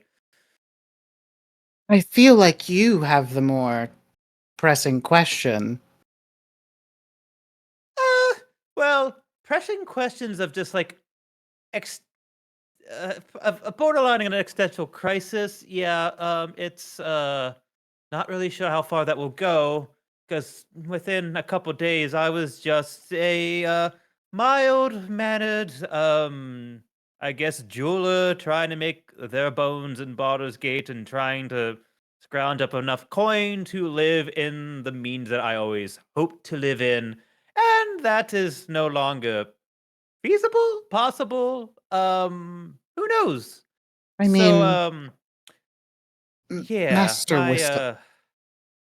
yes. Can Sorry. I call you Wistel? Please do. I've been telling everyone to call me Wistel. I don't know why everyone calls me Wistelar. Frankly, it's not a dead name, but it's not my name. You specifically said that your friends call you Wistel, and I didn't want to presume. Honey, after everything, you all the closest things I have to friends that aren't trying to stab me in the back one way or the other. So feel free. I would feel better. It sounds better. Frankly, I think it has a better ring to it. It captures everything about me better. So yeah, Wistelar is, I'm not going to say dead, but they're no longer here in the present. So Wistel was a family, or Wistelar was a family name from a lineage that I don't really care for. Family was, quite frankly, a lot of blue collar kind of farmers, teamsters, and all that fun stuff. And as you can see, I am a little bit more not. So I decided to go with a name that kind of reflects kind of my pursuits in life, my tastes in life, and kind of just start over anew when I got to Baldur's Gate. I can't believe we have very similar stories then. Yeah, I guess it's right, a very beaten, I guess a really worn out tale, small town, if you want to call it that. It's quite a large city, but it's comparatively small town. Flees that, come to the big city for riches and fame, and ends up making a deal with some spectral figure in a bar somewhere. After basically being on my last copper. So, yeah, it's been a time. It's been a time. I think it's at this point that like Fulmaris just kind of gets into the groove of this and just like joins in the bath with you. As you sit there, yeah, sipping, as they're just in kind a of fucking like- moment. Yeah. Yeah. sipping wine and and- having some discourse. Why did Mhm. what Full slumber party. what did he ask for? Oh, not a whole lot, in all honesty. It's kind of in exchange for guidance, starting capital, and well, and like it's a mixture of like prestidigitation, minor image, mage hand, all sorts of just random funky magical shit. He's just like, in exchange for all of that, frankly, I just became a jeweler. That was it. Their only ask was that I get into the jewelry game, I get into the gem trade, and that I fulfill their orders. Questions not asked, and frankly, it's perfectly fine with me. I kind of understand the dynamic that we have. I understand that there's someone that must have a goal in mind themselves, and frankly, as long as I get to the end of the road that I want, couldn't care less. So yeah, they are my, as I've been calling on my diamond daddy. So I just let it roll and enjoy the ride. I come from a long lineage of powerful women. My mother married not how my grandmother wished her to, and because of that, she gave birth to a boy who got her power, which was the first of many, many terrible gifts that I would to be given. Because I was always overshadowed by that powerful lineage and also by my father's piety. Is that what? I guess did you come here to escape that, or to almost like pursue it in your own way? Can I show you 'Cause something? frankly, it seems like, and I don't want to infer about what that abilities, power, or skill set might be, but just from and like Wista like looks down and like it's almost like they just uh, realize they've been like stripped, put into a tub. The tub has bubbles, oils. There's scent. There's candles. It's like you're very skilled. I'll just put it that way. You're very good at making whatever this is, getting people to relax in a way. And if that is the case, yeah, I am all for supporting this endeavor or maybe helping you get rid of it. I don't know. This was the first real choice I've made in my life. I have only ever been useful to people, useful to my father in trying to further push the faithful, useful to a man who would ultimately betray me to a devil. Why is it fucking devils? Why is there so many devils? I don't know. Well, they're far easier to deal with than demons. I have studied both the infernal and the abyssal extensively. But when that boy was betrayed, he came here and broke a very, very large part of himself in order to do it.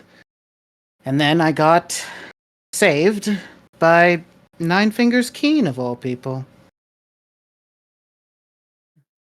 And I went from being one person's lapdog to another's. this was the first time working at the Caress was the first time I decided to not be useful for other people, but to be useful for myself. To try and find something beyond skills that would make me valuable to people, but valuable to have around. To be liked. I mean, are you just trying to get off basically the lap that like makes use of you? It sounds like you've just been and you can tell that all the implications of that completely over their head. And just like you said, set out on your own way. I like look, I could there must be various things at play here, right? People pulling strings that we can't see and whatnot, but at the end of the day, there's always, I guess, I don't want to say a choice, but there's always at least maybe some form of layout, like way out of your own horizon or anything else like that. I realized that when you asked me down in that dungeon if you wanted to just run away and treat me to a nicer dinner or something. And that was the first time I think anyone ever offered me something without expectation of payment in some kind. Fuck that place. It's just gunk. Gunk. I think we'll also just like drain his cup at the same time and then just like get some more. So yes. If this wasn't so fucking serious, like worlds colliding serious, I couldn't give the faintest fuck about all of this. But now we're finding ourselves in it, and I'm feeling like all of a sudden I have far more responsibility than I want. And it's just like, I have this itch to just be like, maybe I can find a new city. Maybe I can find another quiet corner. Maybe I could get into a different game somewhere else and just say, leave this all behind. But there's just too many connections that I have to stay loyal to in order to figure this all out to just run. And But still, it's in that moment as you're sitting there that you realize somewhere underneath the edges of your consciousness, you know Kazal wants you to do this too. Well, can I give my 2 cents? You probably catch Wistel glancing at like their bag on the bed, and when you speak up, they're like, "Oh, yep, sorry, yes." Looks over there. Is Daddy talking to you?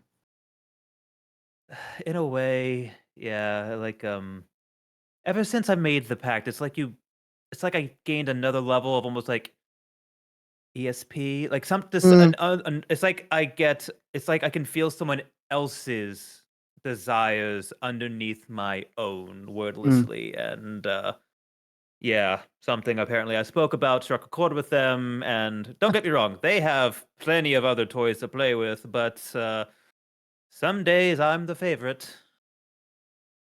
I think it's like Cheers. at that moment that Thulmars like touches your face and like very sincerely says, "You're not a toy."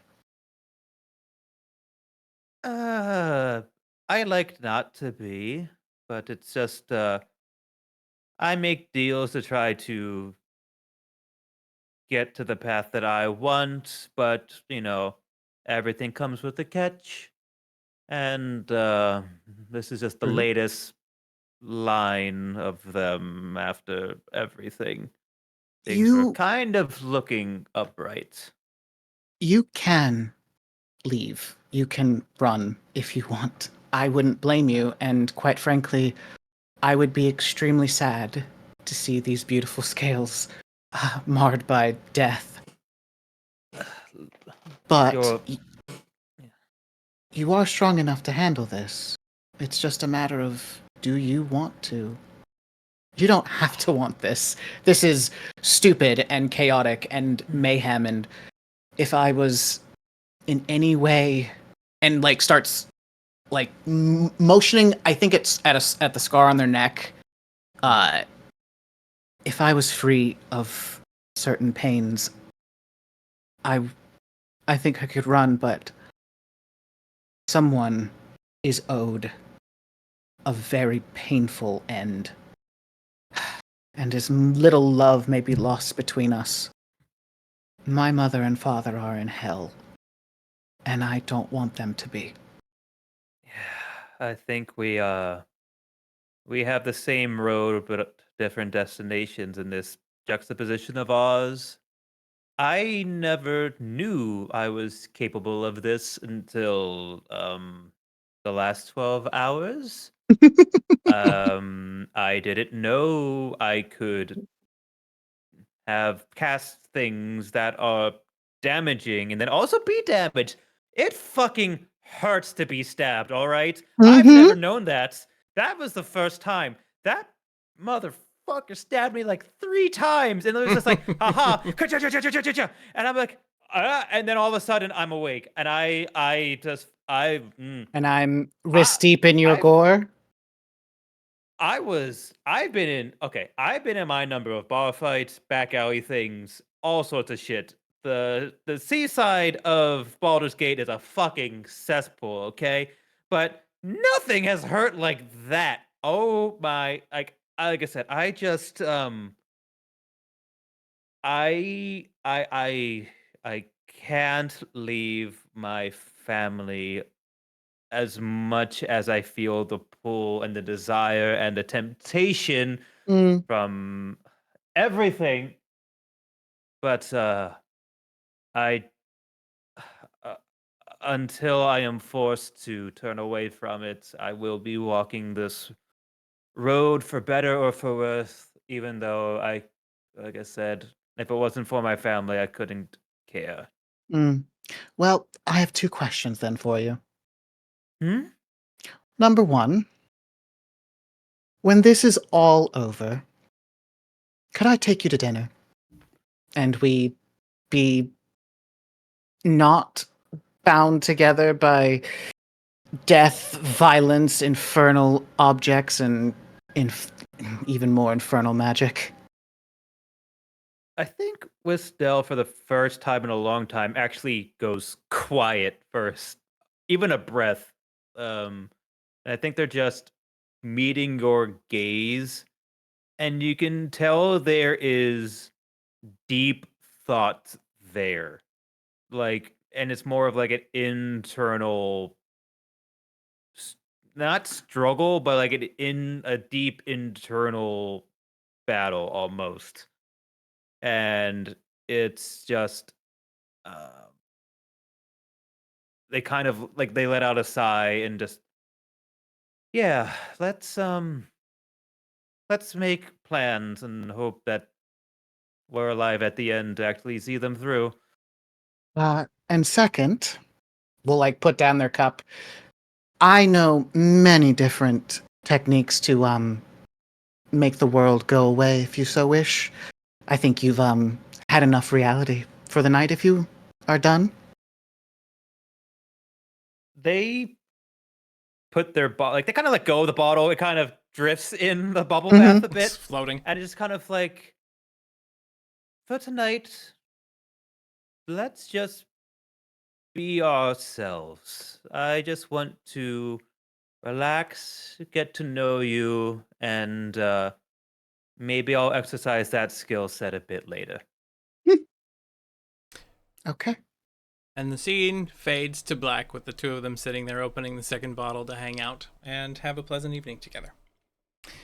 All right, everybody. This is where we will take our break for now. We'll see you back here in about 10 minutes, and then we'll continue from there. Thank you very much for watching. Hope you're enjoying yourselves. We'll be right back.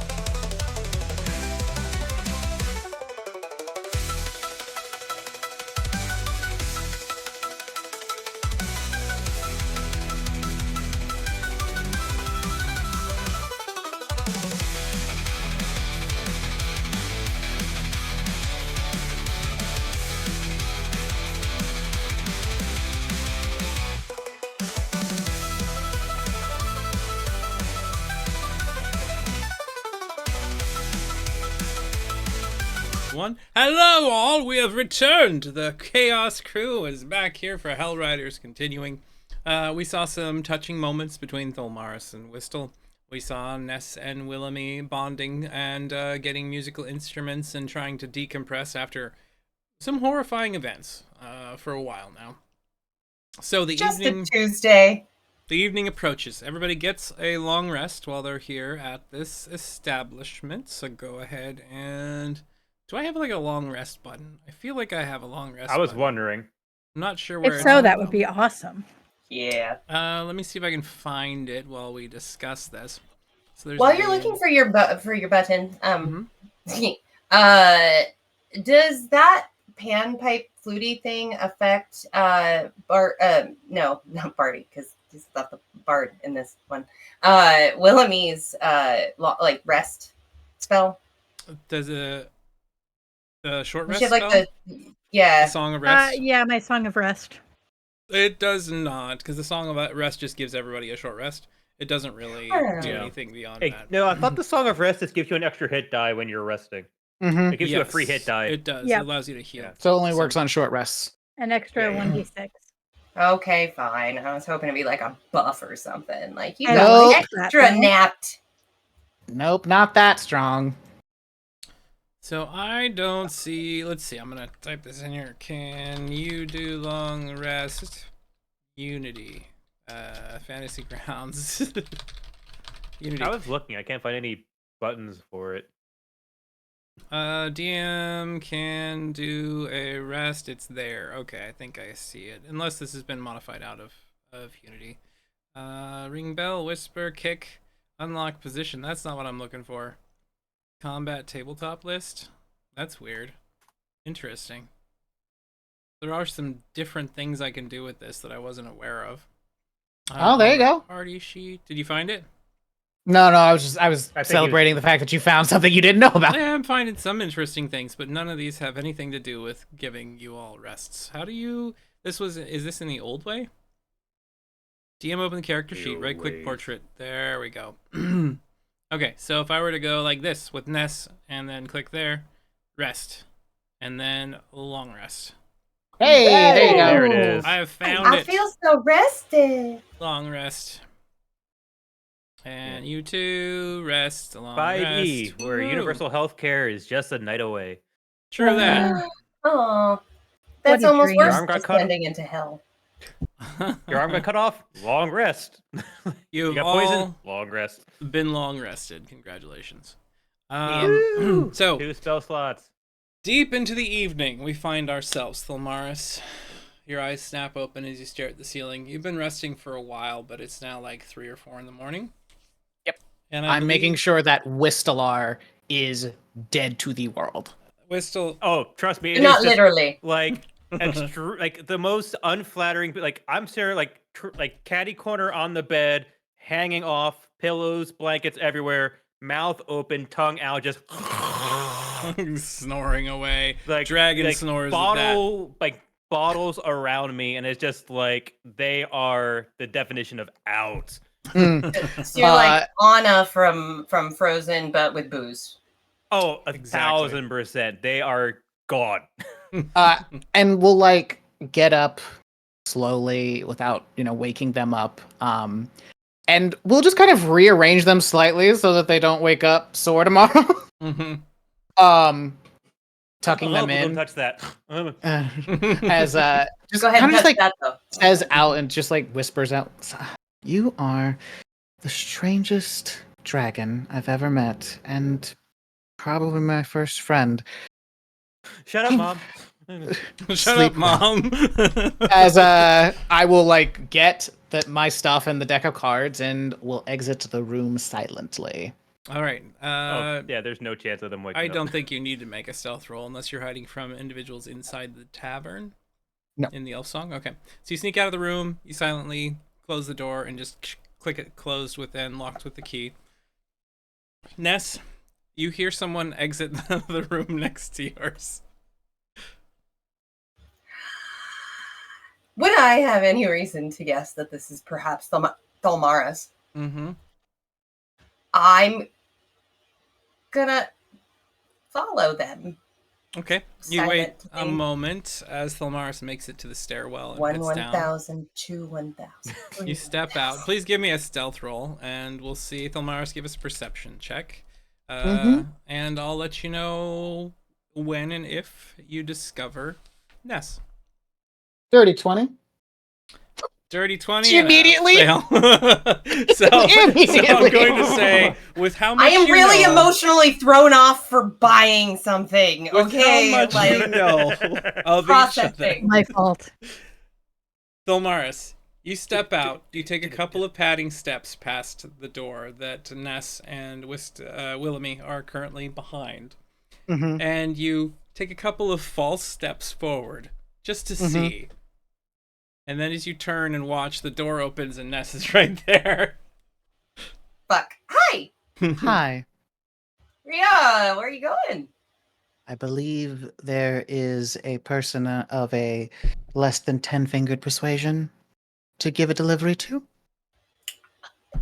So, Hold you're on. gonna. This would be Inferno talking to you, so it like the demeanor's a lot more professional, a lot more stark. So, Keen is who I'm going to. So you think it's fine? Gonna return the cards, the 3 missing, and that's not going to get you, I don't know, murdered or something? I was asked to bring forth a deck of cards. I have that deck. The longer I keep it in my possession, the worse it's going to be. I would prefer it to be dropped off, and if Keen sees fit to send someone on a mission for the other cards, so be it. But I cannot, in good conscience, hold these cards and stay in the company of this party. I care about all of you too much.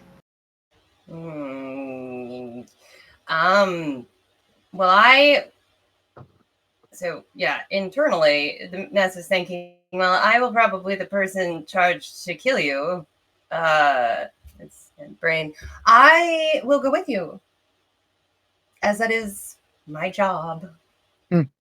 You were asked to babysit after all. Correct. Come along. The two Let's of make you, this fast. Oh, by the way, I totally I let you see me. That wasn't an accident. Of course not. How is Inferno the easier one to get along with?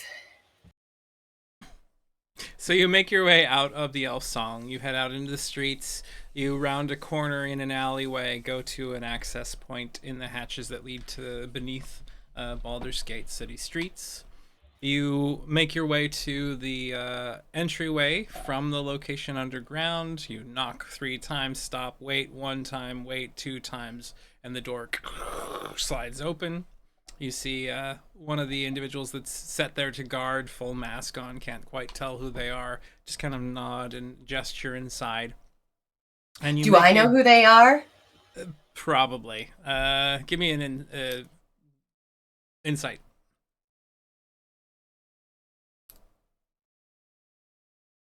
Mm. 19. That, yes, you're aware who they are. You could make a name for this person if you'd like. Hey, Fred. He just like looks. I'm not Fred. He's obviously trying to hide his voice. Sure, Fred. And you walk past, heading further in. You make your way over to Keen's office with the 2 guards standing on either side out in front. And they kind of usher you through. The door opens up. Kind of as you step into Nine Fingers' dimly lit office.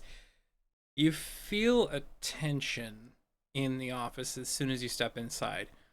She's whispering to someone. They see you as you step in, and she ushers those individuals out.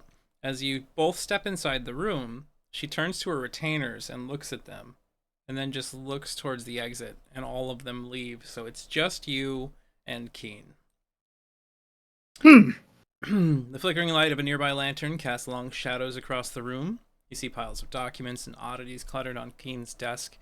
You notice that there's a space missing there. There's a bunch of stuff on a shelf behind her that has been discarded and rifled through. Some of it sitting on the floor, out of place for Keen.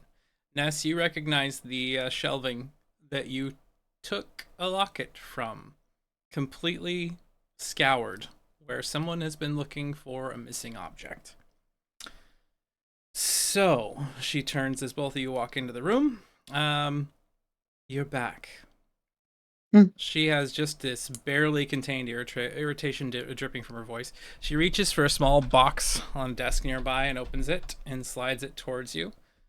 Inferno, I believe you have something for me. Give me some good news.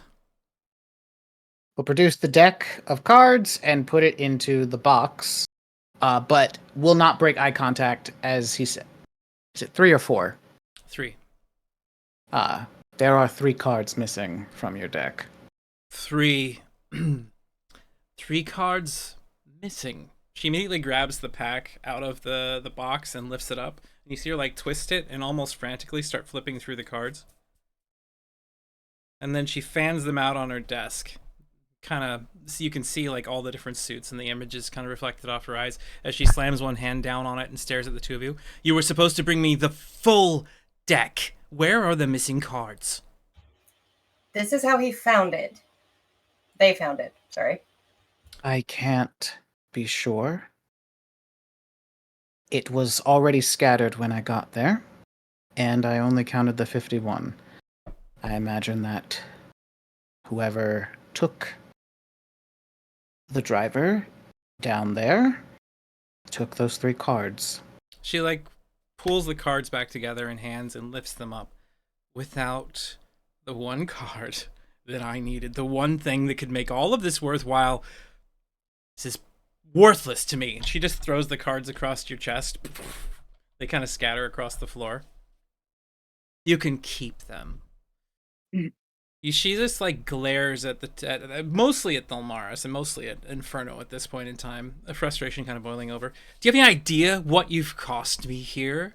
If you had gone straight away, if you had found some entrance into that hideout, if you had taken this before they had disappeared,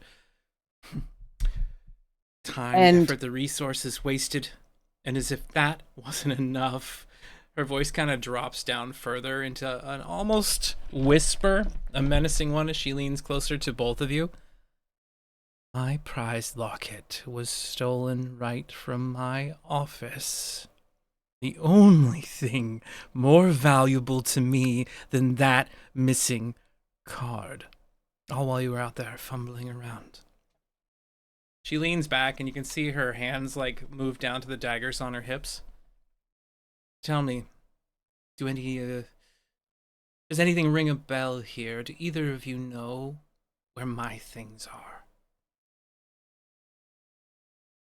So, Ness, at this moment, there's just a physical change. Inferno is translate like a blade, military style, but relaxes. And you hear the timbre of Thulmaris' voice, which does not ever happen in this room. Your Jasso driver was kidnapped and tortured to death for those cards. I nearly lost a friend trying to retrieve those cards. Your inability to keep those cards safe is not my problem nor my concern. I got them back. She just snaps at you, her voice rising over yours. Don't you dare make excuses for this. I've tolerated incompetence before, but this is beyond the pale. Suddenly, she just reaches into her desk, pulls out a strange ornate mask. You haven't seen this thing before, Ness, but Thulmaris, you know what it is. She lifts it up, her face twisting in anger. She holds it in a white-knuckled fist. You speak this way to me? And then she slams her fist down in rage, and it shatters. And a sensation washes over you. Suddenly, an energetic wave just hits Thulmaris, like making you almost sink to your knees. You feel like something is gone, a protection that was sitting on you before. Your mask shattered. You are now but one person. Who is left at the moment?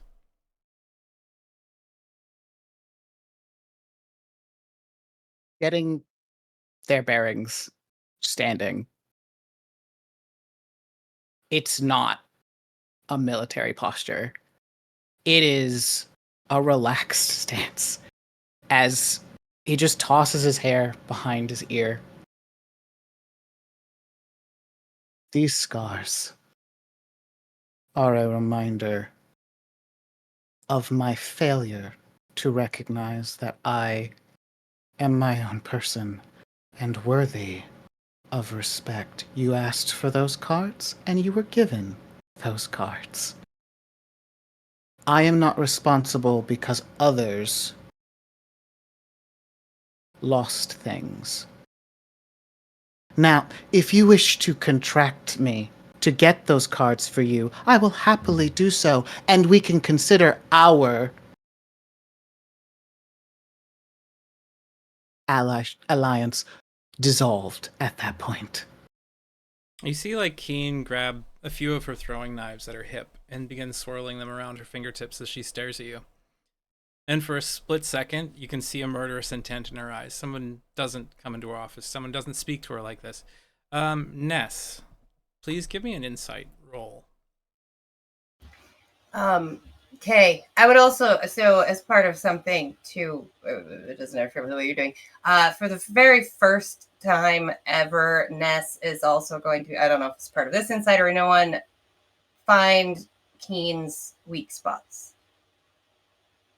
Like what kind of weak spots? Physical ones, emotional ones, mental Physical ones? weak spots, because it's a reaction to the there's a breaking of the fangirl here where Ness knows objectively that Thelmaris Inferno didn't do anything wrong and did exactly what they were supposed to be asked to do.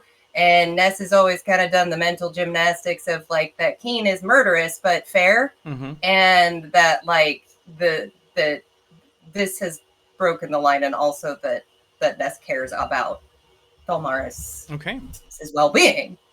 So give me that insight check, and let's see what you figure out. Ooh. 27! Is a 27 a good roll? That is a good roll. Ness, the weak spot for Keen is the locket. There is a secret assigned to that locket. You can tell in her eyes, in her fragile psyche, and the fact that she is so upset over the loss of this. The card deck,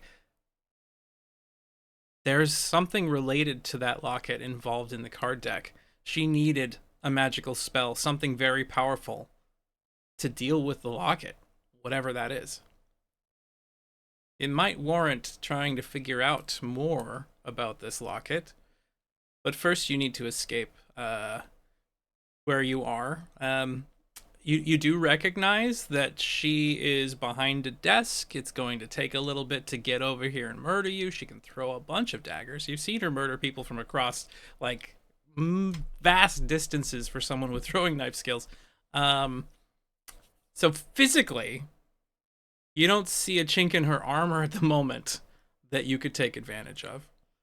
But mentally, something to do with that locket. I mean, hell, if you could figure out a way to get that off her mind, or if it's something that's attached to her in some way and save her from whatever this locket is, she'd be indebted to you. So, okay. You notice as you're staring between the two of them, and as Keen eyes those daggers and spins them around and gets ready to maybe murder you and your friend, a visage appearing behind Thulmaris.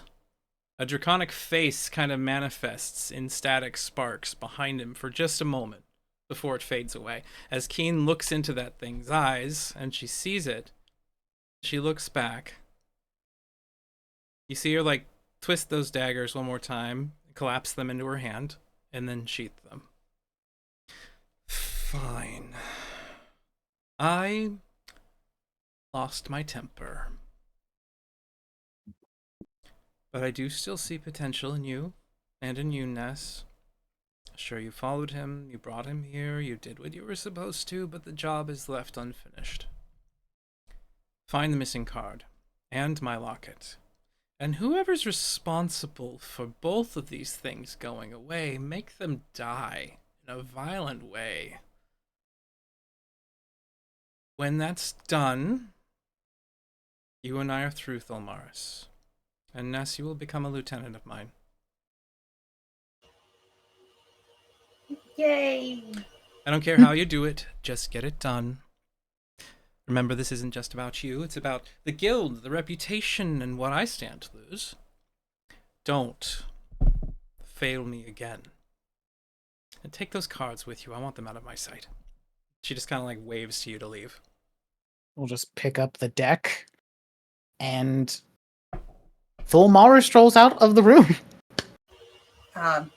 Ness will turn heel, like almost military style, and follow behind. Okay. He has to leave. Like, it is so fast, cutting through the guild hall, probably like bumping into people, trying to get out as quickly as possible into like a dark alley further away. Okay. You make your way out of the guild hall, you make your way back into the streets of Baldur's Gate, quiet the entire time until you're far enough away that you don't believe there will be prying eyes upon you. You never really know. I mean, this is the city that's kind of run by the guild, but you do know what to look out for. And at this point in time, you believe that neither one of you are currently followed or watched. And Thulmaris kind of just like begins to kind of hyperventilate a little bit. Ness is like rage pacing back and forth while Thulmaris is doing that. Like, that was the fucking... you didn't do anything wrong. Like, that was the most ridiculous. She was going to murder you. And also, what was the dragon visage behind your head? From where you're standing at, Ness, as well, you can tell the scars that you have sometimes started to see that are teardrops across his face that have just torn through his skin, and the burned hand mark across his neck are now angry, violent red. They stick out significantly more than they normally would have. Also, I'm sorry. Are you... Okay.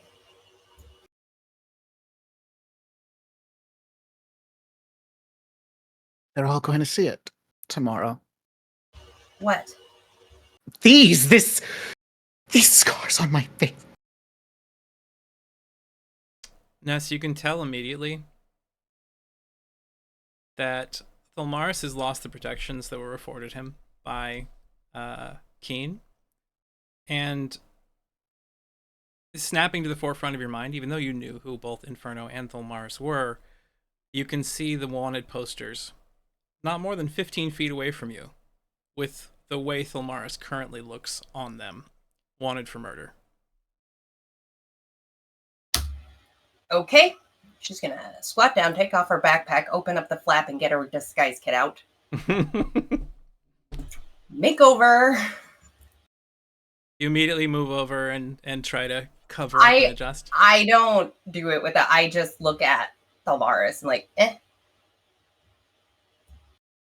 We'll just kind of like lean up against the wall and nod and let you kind of work. But as you do, he does like crack open his eyes a little bit. Why did you take the locket? You want to hear the stupidest thing? I've watched demons pop out of a dead man's corpse. I don't think there's a lot stupider I can hear today. This actually may take it. I took it because it was Keen's, and I wanted a souvenir. That is it. That is literally it. I thought that woman.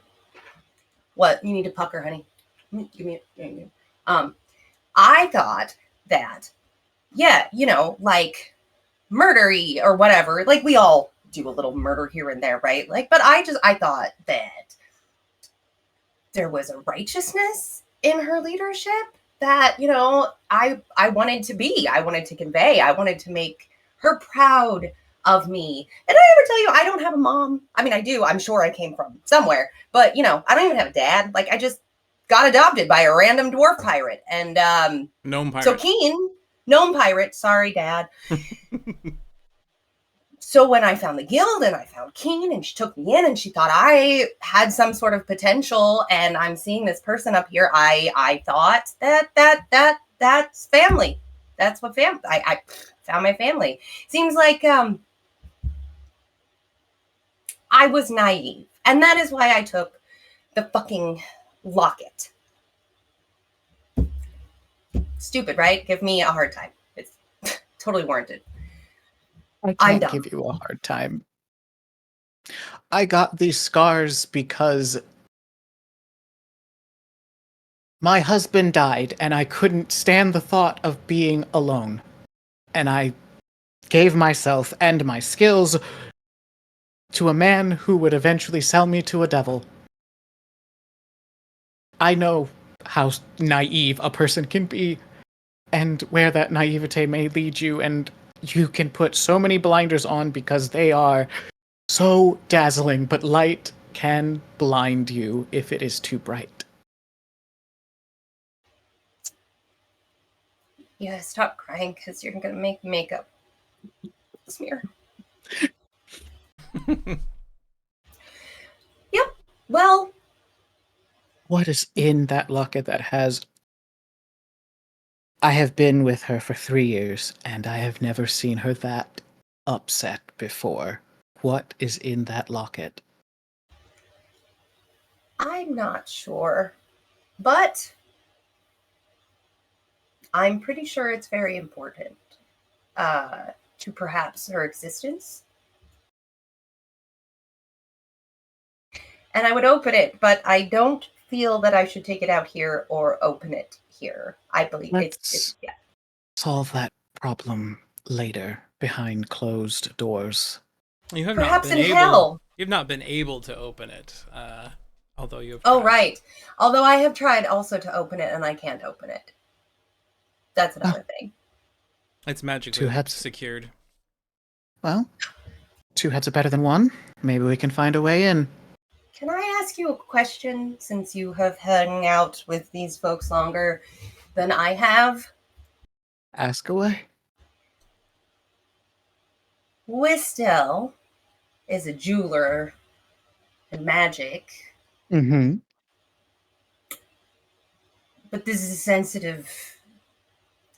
Would you trust them to help open this item? With my life.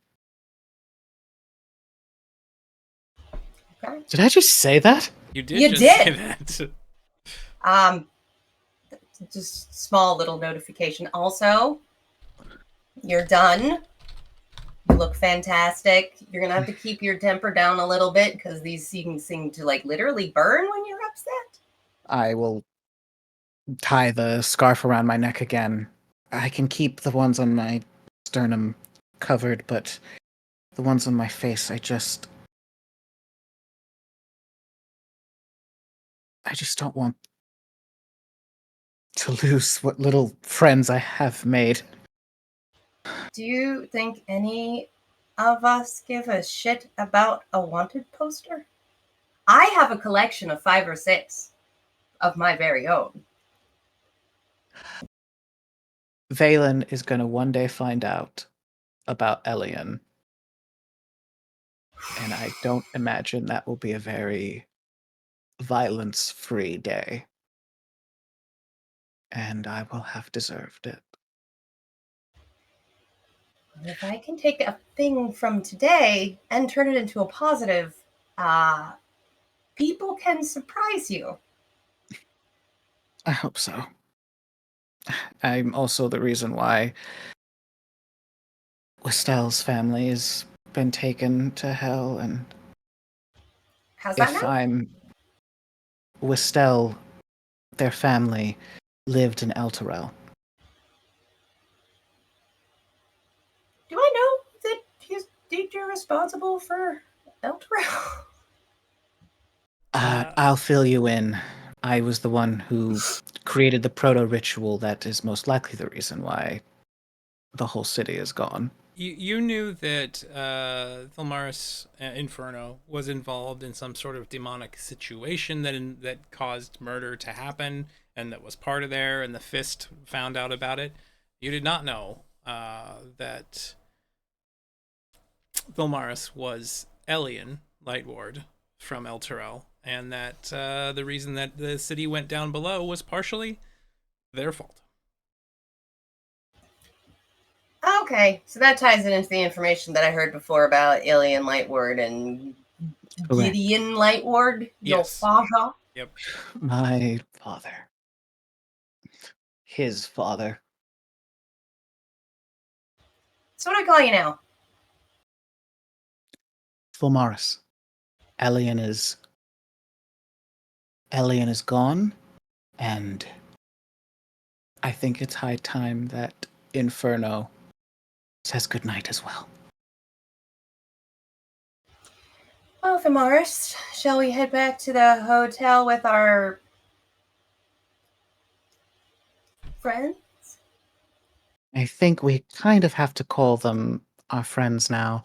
They have both saved us and seen us through horrors unspeakable. True. As we're walking back.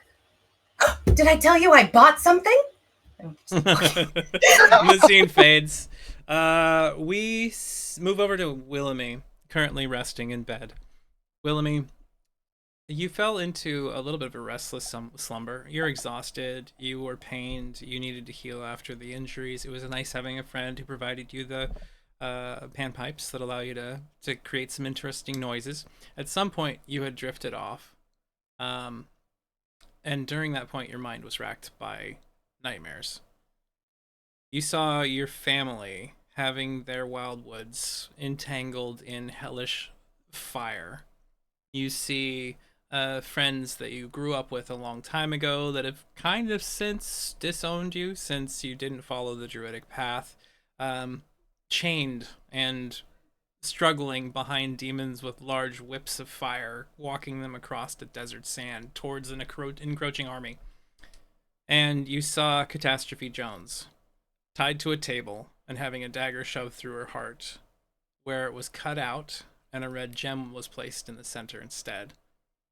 And in that moment, you see her like look out and reach up and just call your name silently before there's this explosion of infernal flame and she is gone.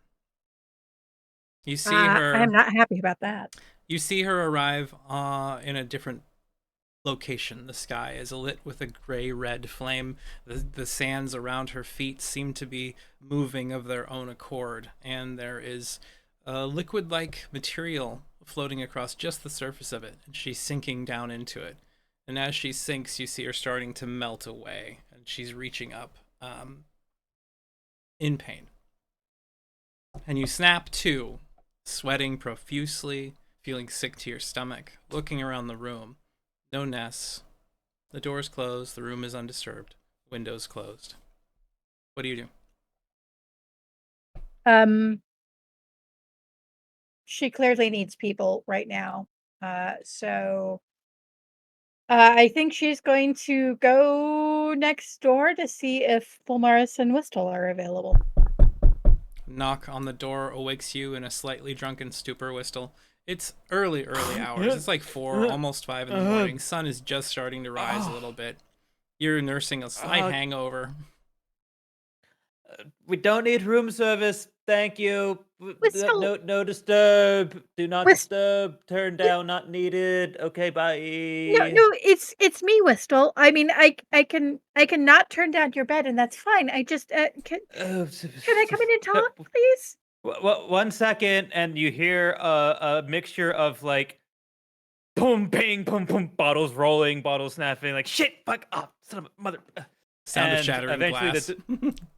Yeah, like things, bags spilling, getting tangled, fall to the ground. They stumble back up. They knock over a chair, and then like the door swings open, and they like pitched up on like the frame, just like, what's up?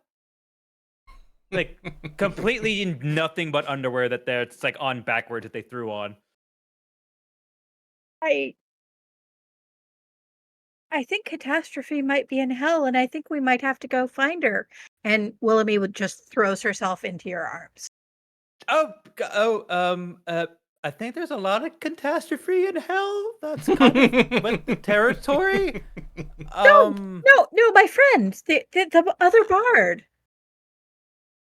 Oh. Have I?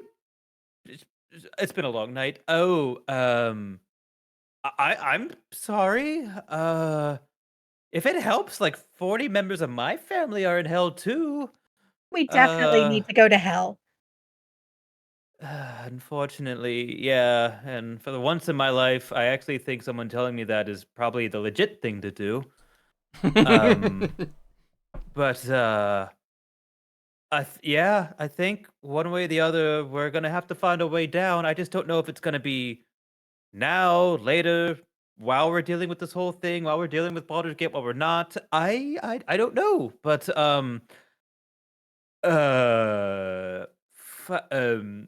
where's my bottle of wine? Where's my bottle of wine?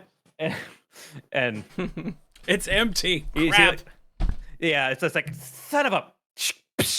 Oh, We'll fuck. get you some more wine. Oh, and did I tell you it's that Ness and I became best friends, and she bought me these pipes? What? That's what she said. Are you shit? Well, okay. Well, I guess as long as it's whatever. It's a nice pipe. It's definitely a very nice pipes. The smell of cooking bacon and baking bread starts wafting up from the kitchens downstairs. Oh, it smells like a hangover cure. Willoughby, first off, your hair looks gorgeous, by the way. Whatever you're doing, I love it. Whatever it is, you need to bottle it, you need to sell it, and I will be the first in line. I don't have hair, but if I did, I'd want it to be that. Do you? I don't. Are you interested in very fatty, greasy morning food, or are you more of a light breakfast kind of person? I'm going to need all the bacon today. Yes, girl. Okay, sweetheart. Give me like 3 seconds to not look like this, and we will get you every slice of bacon in the house, and then I will fight you for the rest. This is in gravy, right in. Just like skip the plate, ladle, bowl, mouth, done. Pour in, yes, 100%. Let's do this. You get dressed. I'll go downstairs, get us a table, start the order. Do you want some hair of the dog? I'm gonna need it because this hangover is not gonna quit. And wait a minute. It dawns on them that they're the only person in the room too. They're like, wait a minute. Ness has got. That's probably connected. It's fine. Yeah. Just give me just one, and it's like one of those like slowly closing the door. Just one, just please, just edit. So you and Willoughby will go acquire food, wine, and table. You both head downstairs, and they set up a nice, large meal for the two of you. There's enough food for everybody, but I'm sure it's just for you. And not too long after that, Ness and Vilmaris walk in. Vilmaris looking decidedly different and more makeup-y. Fabulous. But fabulous, yes. And both of them having a little bit of a weight to their step. Obviously something serious happened, but they both seem to be in otherwise okay spirits. You can see Willamy and Whistle sitting there just horking down mountains of bacon, greasy foods, bread, biscuits and gravy, a couple of like little ham steaks, some eggs. And a small fruit salad. And a small fruit salad, yes. That's all for Will and me. With mostly grapes and very wan melon, exactly. So, do you head over, have breakfast with your friends, I'm assuming? And what do we see from there? Do you want to have a discussion about events, or do you want to just move on to starting the day? Fulmars is actually going to grab just a couple pieces of bacon and say, I will be right back, but does anyone want to go shopping? When Always. shops open. Yeah, we could definitely, we could do a spot of shopping. Actually, shopping just seems normal right now, doesn't it? We murdered a cult, we saw demons, some guy with tentacles almost hugged Willamy, a duke died, and it just feels weird going shopping, doesn't it? I think retail therapy would be the perfect thing to try to forget these woes. You gotta stop by the guards. You gotta stop by the guard captain's tower first, though, and go get some money, I imagine. Yes, that too. We have to go to see Captain's Lodge as well and get our reward, and then get some other items, and then maybe go see a very upset Liara Porter. But we'll take some bacon. Ness, is this a little too much purchasing for one day for you? I heard you already did one last night, and I didn't know if this was like... No, it's okay. I have some shit to sell, so... and it's interesting. It was big practice. Yeah. I need say no to more. Go, relieve my mind. I'll be back a little lighter. And just, takes off upstairs. Want comfort? And just kind of slams the door. You wrap the biscuit in the bacon and then dip it in the gravy. It just takes you don't have to use the plate anymore. Vilmaris, what do you do upstairs? You're a growing girl, just keep eating. It is a moment where we'll take off the scarf and just stare into a mirror. And it's a reflection talking back to him kind of scenario with Inferno's voice of all of the fears that they have, how insurmountable this is, how unprepared that they are, and a moment of Fulmaris nearly breaking the mirror just to finally say, I am tired. So tired of you making decisions to give your power away to other people. I'm so tired of being indebted to those who don't give a damn about us.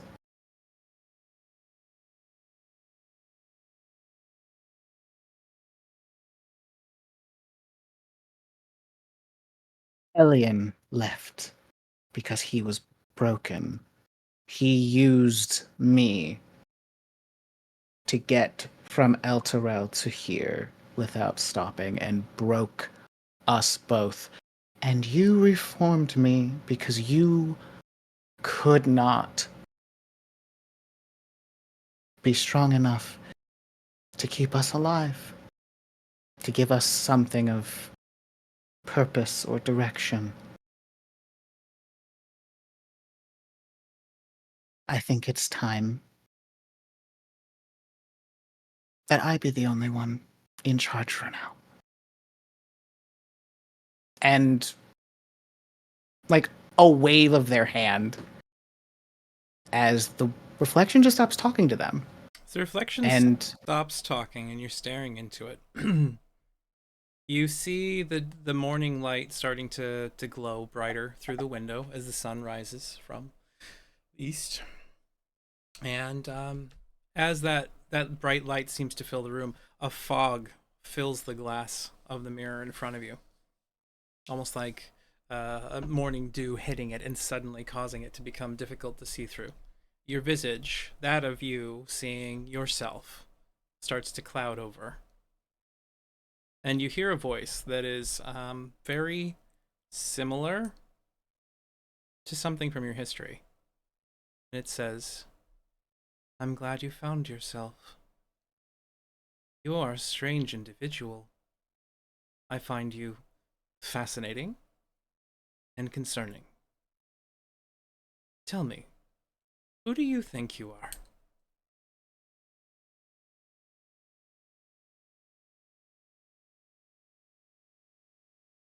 I don't know.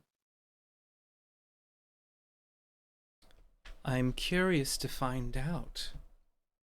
I see a lot of promise in you. You know, if you hadn't stood up to that woman, I don't think I would have been interested. You see, in the darkness of the cloud of steam or dew or mist upon your mirror, a green shape scaled on the other side of it, half seen, hazy in the distance. I think the two of us could do very well together. If you'll have me as a friend, a companion, I can bring you great strength.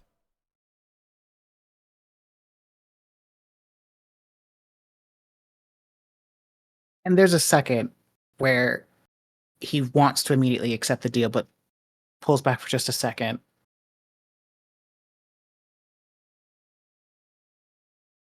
And points at the door. There are people that I think care about me more for being useful more than just what I can do. They will not be hurt by you, will they? I will not harm your friends.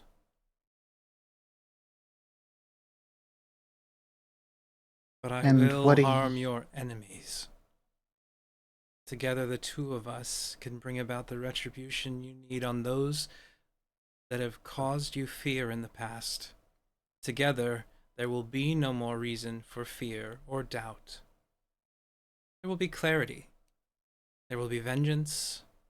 And there will be closure.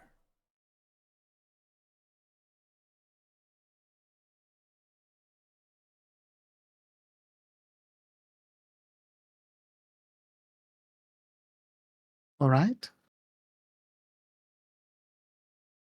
Where do we begin?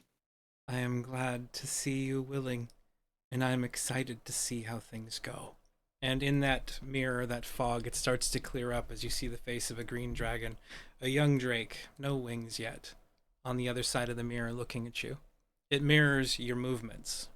Just call me when you need me, and I will be there. Right. It nods its head and kind of bows in reference and just fades out, and there's just your image once more.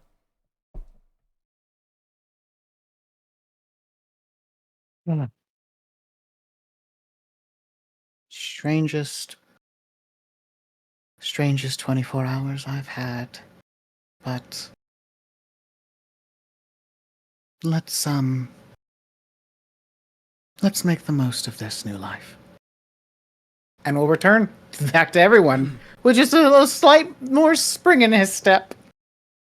He comes down the stairs and sees everybody there, feeling a bit lighter than before. Obviously, whatever was necessary to clear Tholmaris's mind has been done.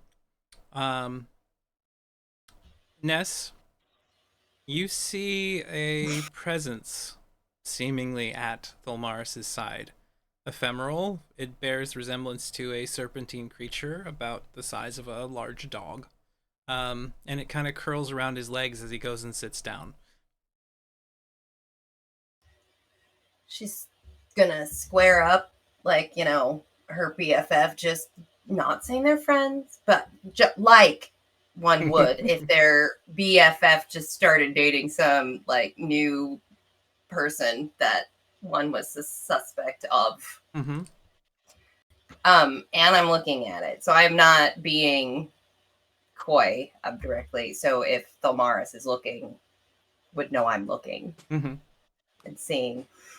Do I know what the fuck that means though? Like, is there like, oh look, you got a new pet? I mean, that's cool. I like pets, but I'm gonna have you make a history roll for me in this one. Honestly, I feel like being that bitch that's like, look, you need to stop jumping from man to man, okay? Like, you need to take some time to be by yourself and to find yourself. Maybe, like, get a fucking hobby or something and, like, your own flat. But, girl, whatever you do, whatever you want to do, I support you. I'm not going to tell you otherwise, but I'm totally telling you otherwise. You said history? Yeah. Oh, I don't know what the fuck that is. It's cute though. I mean, yeah, it's cute. Okay, like, I give you that it's cute. That's a 2. But is it emotionally supportive? Give this to you with advantage for one specific reason, that if you succeed, you'll see why. Oh, no, it's. I want you to succeed. I want you to succeed. I want to succeed. Hey! That's a Our 16. wants were for once acquiesced into by the universe. Thank you, universe. So you have a memory, a distant memory, a very youthful memory of running through a green glade filled with a variety of fantastic flowers, flora, and fauna. You're being chased, not in a dangerous way, but more of a, get back here, you're not supposed to be out there right now, we have dinner happening soon, and you are just leading me on a chase sort of way from someone who is after you. I'm like a husky off leash. Yes. No. Catch me. No. You hear a call and a whistle, and a golden serpentine, small dragon, kind of flies around and twists around you for a moment before you turn and you see in the face of someone them calling out. And the dragon, like, picks you up and flies you back over towards this individual, where you can see that there's a bunch of individuals that don't bear they bear a passing resemblance to Willamy, standing around and laughing at your escapades. And then your memory fades away. You remember the name Drake Warden, and you remember running into individuals who had this power to call upon reptilian spirits that would help them. Draconic spirits. And now you're recognizing that those same feelings you got seeing those people with that creature are now coming from Thalmaris. Some sort of much more powerful spirit has decided that he is worthy and has decided to join in a bond with Thalmaris. Is it a healthy bond, though? Like, is this a any nefarious bond creature? can be good or bad. There's no. I don't mean that to be cheeky. I mean, like, in-game, like, is this, like, a maleficent sort of creature or benevolent? So the Drake Warden spirits reflect the nature of their ward. If that is an evil person, they will be evil dragons. Yeah, exactly. So it's not something that will influence or change him necessarily, but it is something that will be entirely dictated based on the strength of personality Thalmaris has and what choices and decisions that they make. Okay, well, she's gonna sit back, like, her BFF's new boyfriend just did something really nice, was nice to the waitress. Mm-hmm. So we'll reserve judgment for now. Okay. So, as you're all sitting there around the table, enjoying breakfast together, preparing to go get some funds from the captain of the Flaming Fist and go do a little bit of shopping, this is where we will end today's episode. Thank you very much for watching, everybody. Hope you've enjoyed yourselves. This one has been a deep one. There was a murder most foul and escape from demons and some personal growth and some revelations and some dangerous things and some new friends and new pets. And new pets. Oh God, new pets. So that's it. We're going to go around the table as usual. Please give us whatever spiel you'd like and give us what your thoughts are on the current state of events. There is no Valen last night, by the way. He had left right before the wide had happened, and he will have his own scene when he returns. For now, it looks like you are going first. Marquise, you are up. Hey. Give us yours. Hi, everybody. I'm Marquis, sometimes known as Party Time Online, your internet ex-boyfriend. Don't worry, though. It was mutual, and I taught you to love your smile. This was so much fun. You can catch me on the Ballad of Seven Dice, where I play Catboy Magus trying to escape out of a video game. And yeah, Mask ended, so there might be something else coming up pretty soon, quote unquote, that I'm very much looking forward to. But Shannon really made me realize that I do not rogue hard enough, and that I am very much a ranger in a. So we made the switch over because we're like, let the real rogue do the rogan. I'm just gonna sit here and scout and have fun with a dragon. Which the only reason I did this was because I was wrist deep in your guts with Stell. So it's like, oh, I had dragon's blood on me. I wonder what that might do to somebody. Okay, let's have fun. I'm sorry, you were wrist deep in what? Dragon's blood. Don't worry about from it. Whistle. In Whistler DNA, okay? That's what it was. Keep your secret. There's a lot of normal, innocent forms of DNA, okay? That's true. There is. And there are some that aren't. Speaking of innocent forms of DNA, Brian, your turn. Yeah, I need to put that on a business card, really. This is Brian, this is innocent what form of I'm DNA. doing right now. Yeah, this innocent forms of DNA. This is mainly what I'm doing, so you can catch me here whenever we have this. Awesome. I thought today was great. I think it was like one of the first times we really got to dig into a lot of stuff, because I feel like we've been caught up in a lot of whirlwind situations, and it was like, for a change, we're kind of like, oh, there's demons loose. They can handle it. It was just funny to be like, whatever. Let's not even fight him. We're just going to walk away in that direction. The guy we tried to save, unfortunately, is already dead. So we're done. Yeah, it's like, we did our part. There's a police force for a reason. Fuck them. If they can't figure it out, we'll deal with it when we wake up. Like there's a part of me that thinks as soon as we open the door to go out shopping, it's going to be like, ah! We're going to be like, but... Yeah, no, I thought today was great. I thought we got into a lot of stuff. It actually felt like a bit about the characters for a change, instead of the plot itself, if that makes sense. Yeah, that does make sense. There's been a lot of direct plot moments recently, so. Willemie, your turn, Gwen.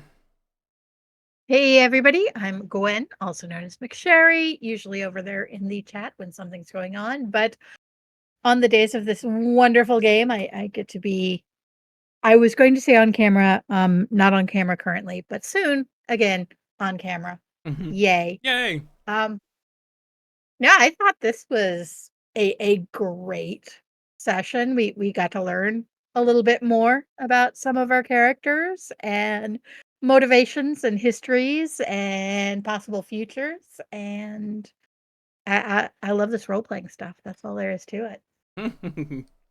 I mean, that is why we're doing it, because we enjoy that. It's not the money we're all making hand over fist like other big TTRPG streamers.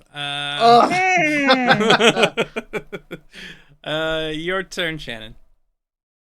Hello. Yeah, I'm Shannon. I'm here. I also, if Marquise was referring to what I think he might be referring to, I am also excited about said thing. Mm-hmm. Woo. And yeah, I'm here. This was really awesome. It was fun to do I know I'm a total butthead about the fact that the game mechanics of D&D are not my favorite thing, but it is worth it to get to RP with y'all. I'm also, if Lowell is still listening, so you left one episode way too soon because this is the shit you wanted, so whatever. I mean, and I love you. And fuck you, but I love you. Yeah, no, I love these people. This was super fun. I like being a rogue. I think actually this is one of the first times I've not had moral issues like in an RP. Just being like, I gotta steal shit. I don't know if I could like I overthink it. I think there's some catharsis in that right now for me from like real life. Not that, yeah. So it has been good. I love you all. Thank you. Absolutely, 110%. This has been wonderful. I've enjoyed the character growth and seeing some strong moments from everybody. I'm looking forward to seeing the conversation with Liara Porter next time. Doing a little bit of shopping. I'm curious if you're going to choose the gnome inventor who's kind of off the wall, or the Thayan merchant who has a bunch of forbidden artifacts. I'm also curious as to when anybody's going to look inside of those spell books that you all collected and try to see if those are worth either money or keeping for ritual reasons. I have them. You do. Wait. You can do rituals, right? We still can. Brian. Yeah, you've got. Book of yeah, I Shadows. can do rituals now because of my Tome of Secrets or my Pack of Tome. Pact yeah. of the Tome. I should say pact rather than Of the Tome. Book Warlock. Anyway, maybe you'll want to enter into a bargain with a Fey Book lock for these books. Ooh. What's one more? So yeah, we'll see you all next time here. Same great channel, probably random time and date.